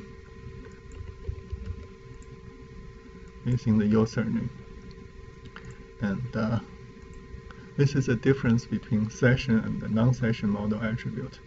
One more thing, because session attribute is stored in session, you want to remove them after the request is processed. So what you typically would want to do is add another argument to the method called session status, and after the request is processed successfully, you'll say status set complete. And what this one does is it will remove all the session attributes stored in the session so that server resources can be freed up. Okay, so this is for editing, and the last subject I want to discuss is input validation, and that would prevent users to create, for example, an account with empty username or password. But before we discuss input validation, let me take a brief detour and discuss something called a message bundle.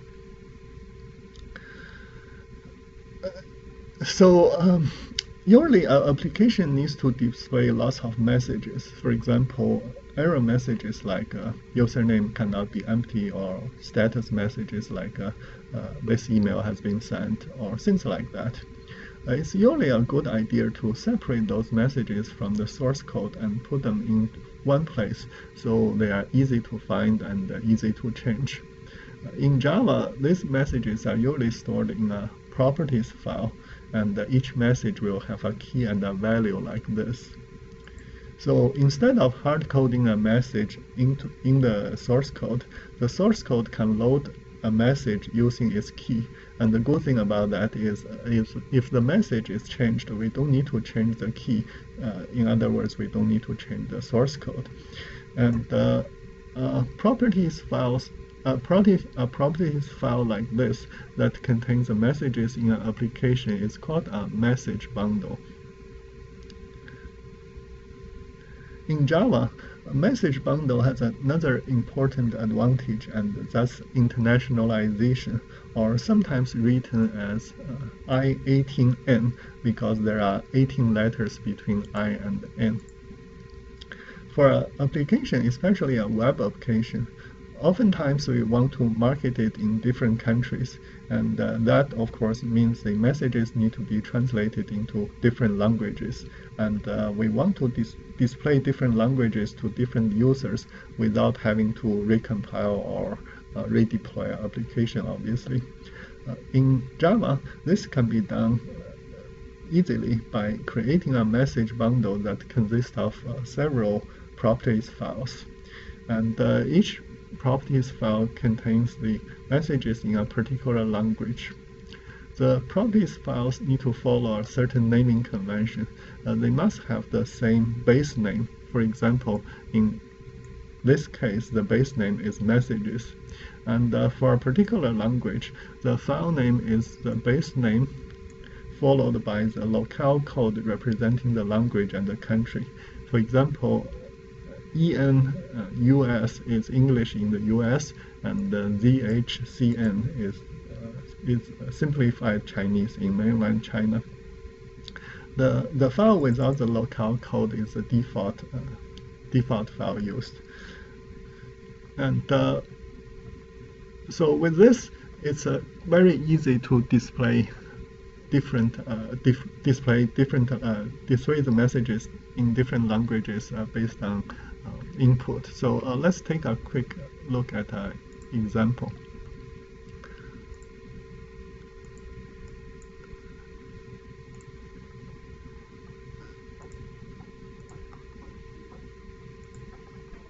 So I have an example here that has a couple of messages.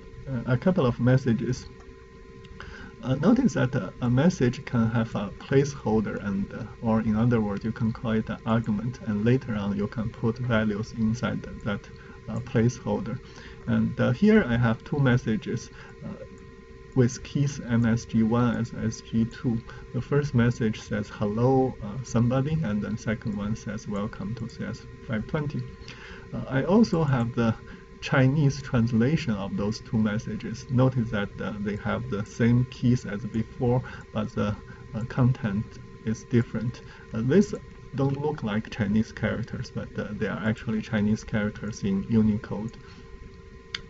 So as I mentioned, the naming convention is base name plus locale code. So the default is English, and then I have a Chinese version of the message. Let's run this. Let's run this code.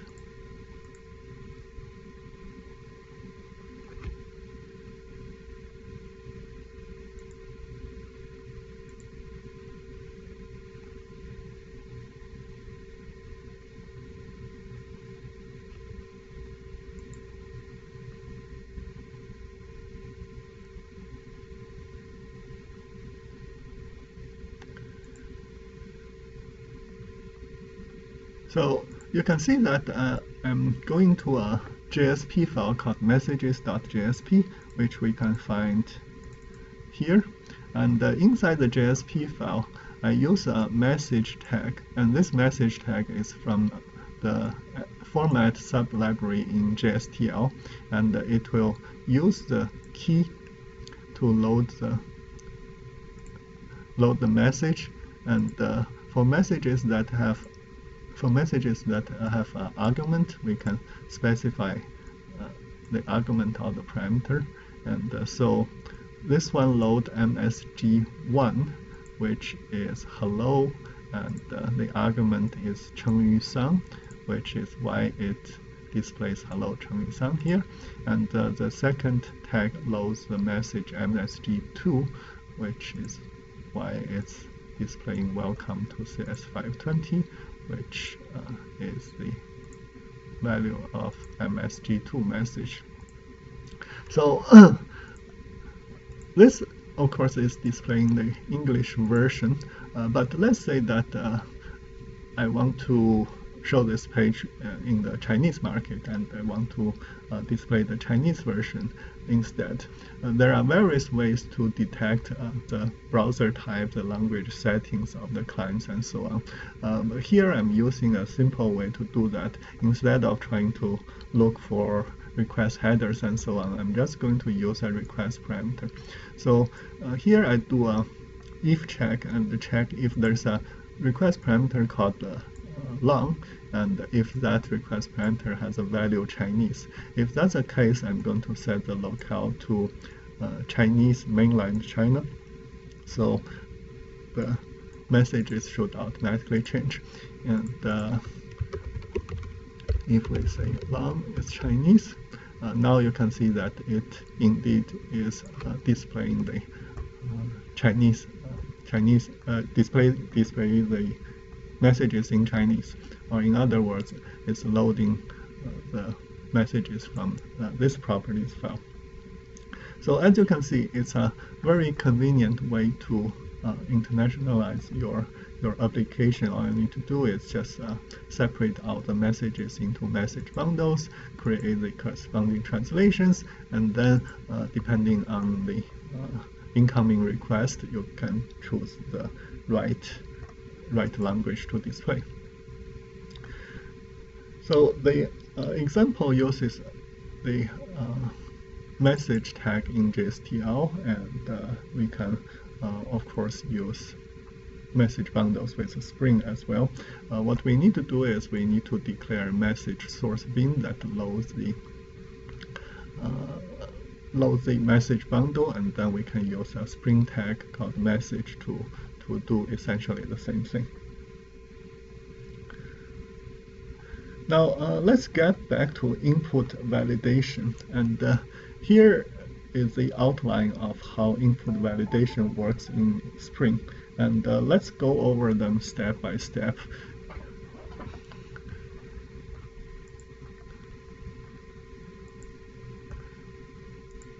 So the first thing we do is to create a message bundle that contains the error messages. So let's do that, and message bundles, by the way, should be under resources. So I'm going to create one here. Where is it? Out here.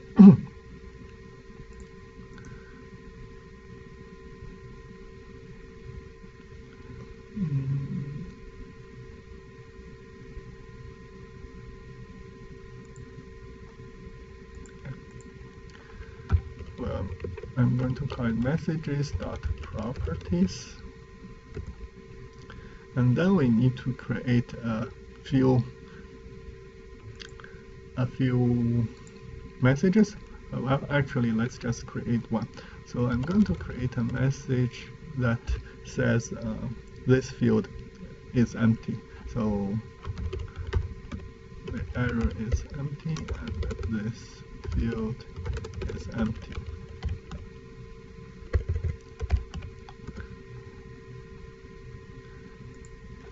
And in order for Spring to load that message, we need to create a message source bin. So let me grab that from the CSNS project. Yeah, it's here. And let's put this one into our bin configuration file. Okay, so the base name is messages, which is exactly what I call it here.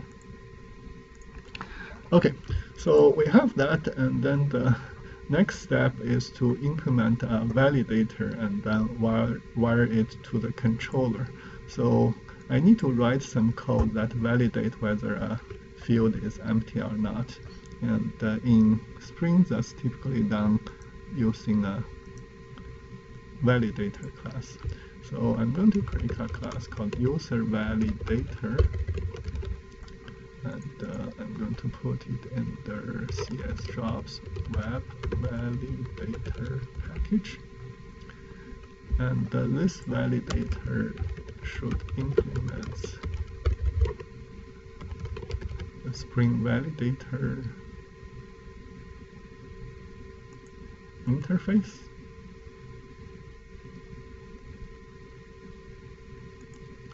So this interface has two methods. The first one is used to check whether an object can be validated by this validator. So typically, you would want to say user class is assignable from this class. But this one basically means that this validator can be used to validate all the objects of the user class and all the objects of some subclass of user class. So assignable from basically means this class is a subclass of user. So in the validate method, we actually do the validation, and the target is the object that we want to validate. So we can cast that to a user object because we know that it must be a user class or subclass, and then we can check if a field is empty. So we'll say something like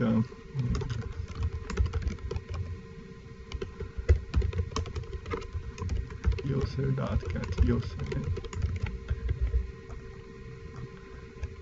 If it doesn't have text, we'll errors reject value.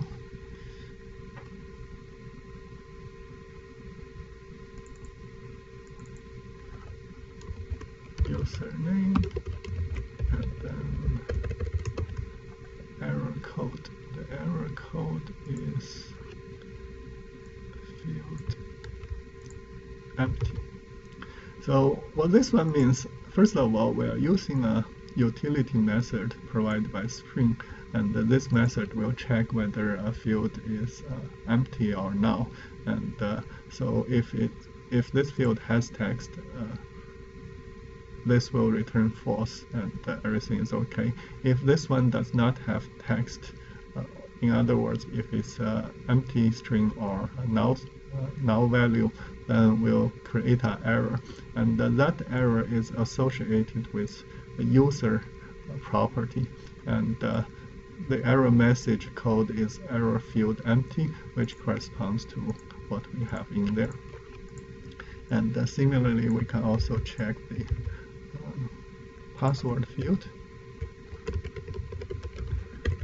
and that error, of course, is associated with the password property. And last but not least, don't forget that this one needs to be a Spring bin, so we need to annotate it as a component, and then we wire that bin into controller. So it's a user validator.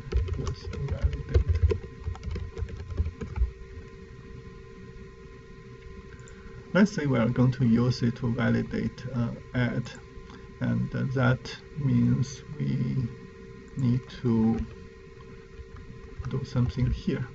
So when the user submit the form,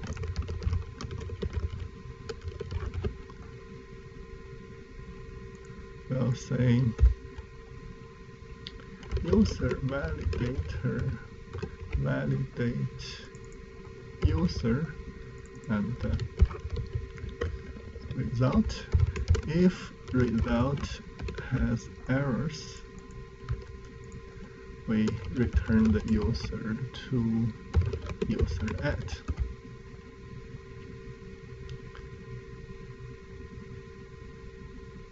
Right.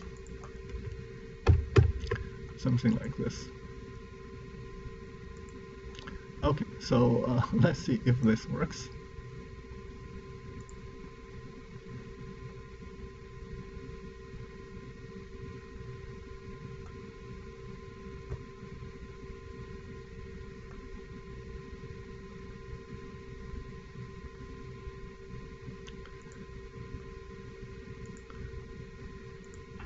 So now I can no longer add with empty username and password, and if we do put in something like John ABCD, now it's added. So we know the validator thing is working, but the problem is that it doesn't show us any error message, which is not good. So let's add that too. The way to show error message is to use the errors tag, and the path is the path you want to display the error for. Or in other words, if there's an error associated with username, it will be displayed. If there's an error associated with password, it will be displayed here. So if we go back and try that again, it says this field is empty. By the way, you can see that it's loading that error message from here. It says this field is empty. And if we give it a username, and the username error is gone, the password error is still here. If we add that, it becomes this. So this is how input validation works in Spring. And one thing people sometimes comment after they see how Spring input validation works is that why is this thing so complicated? You'd think that for input validation, all you need are some if statements, right? The answer is that it's kind of complicated because doing input validation in a professional way is kind of complicated. You need to consider several factors. First, there could be multiple errors in a form submission, and we want to identify all of them. And that's why we need a class like binding results to hold all the errors. And because there could be multiple errors, we also need to tell which error is caused by which field. And again, binding result has ways to do that, and that's why when you add an error in validation, not only you say it's an error, you also say which field caused that error. And the form errors tag works in conjunction with binding result and allows us to pick the errors and display them in a JSP, like here, we pick the error that's associated with username, the error that's associated with password, and so on. And form errors also supports internationalization, and combines that with message bundles. We can display error messages in different languages. And when input validation fails, a user should re-enter the failed fields, but not the application should remember the correct fields, so the user doesn't need to re-enter those. For example,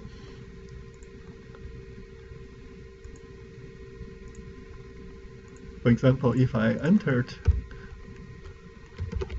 the username but didn't enter password, then the application should remember the username so that I don't have to enter that again. Right? And that's why we want to have the model attribute and the form binding so that the system would automatically keep the correct fields.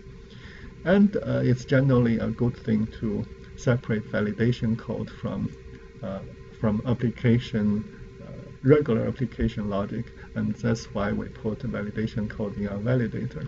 So if you consider all this, you can see that the whole thing is a bit complicated for good reasons. With that said, if you want something simple, you can do client-side validation using some JavaScript library like a jQuery validation plugin. There are pros and cons when it comes to picking server-side validation or client-side validation. Server-side validation, like Spring input validation we just talked about, is less efficient because the input has to be submitted to the server first, and if there are any errors, the validation result needs to be sent back to the client. So there's this round trip involved. Also, it takes server resources to perform the validation, so it affects server performance when you have lots of users. The good thing about server-side validation, however, is that it cannot be bypassed. Client-side validation is kind of the opposite. It's very efficient and easier to use in general, but it can be easily bypassed by malicious users. So understand the trade-off, and you can pick one based on how important the input is and how trustworthy your users are. Besides typical validation in Java and JavaScript, I also want to briefly mention another type of input validation called decorative validation. Usually when we want to validate input, we need to write some code, whether it's in Java or in JavaScript, and this is called programmatic validation because you have to write some programs to do it. The idea of decorative validation is that instead of writing programs, you just need to declare some constraints and let some library or framework do the validation for you. A good example of this is the Commons Validator library, which can be used with the Struts framework to do this type of validation. This is how decorative validation looks like. Instead of writing code, we simply declare in some configuration file that this field cannot be empty, and this field cannot be empty, and it has to be an integer. And then the library or the framework will process this configuration file and automatically generate code to perform validation on client side or on server side or on both sides. Unfortunately, Commons Validator's decorative validation is not integrated with Spring, but we can always import the library and use its various validators.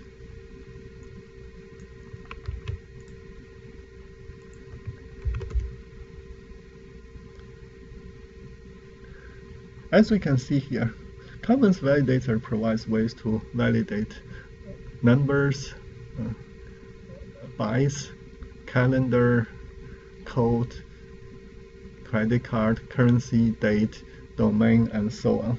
So it's pretty useful even when you can't use the decorative validation capability. And this is the end of this lesson. For additional reading, please check out Chapter 17 of the Spring documentation.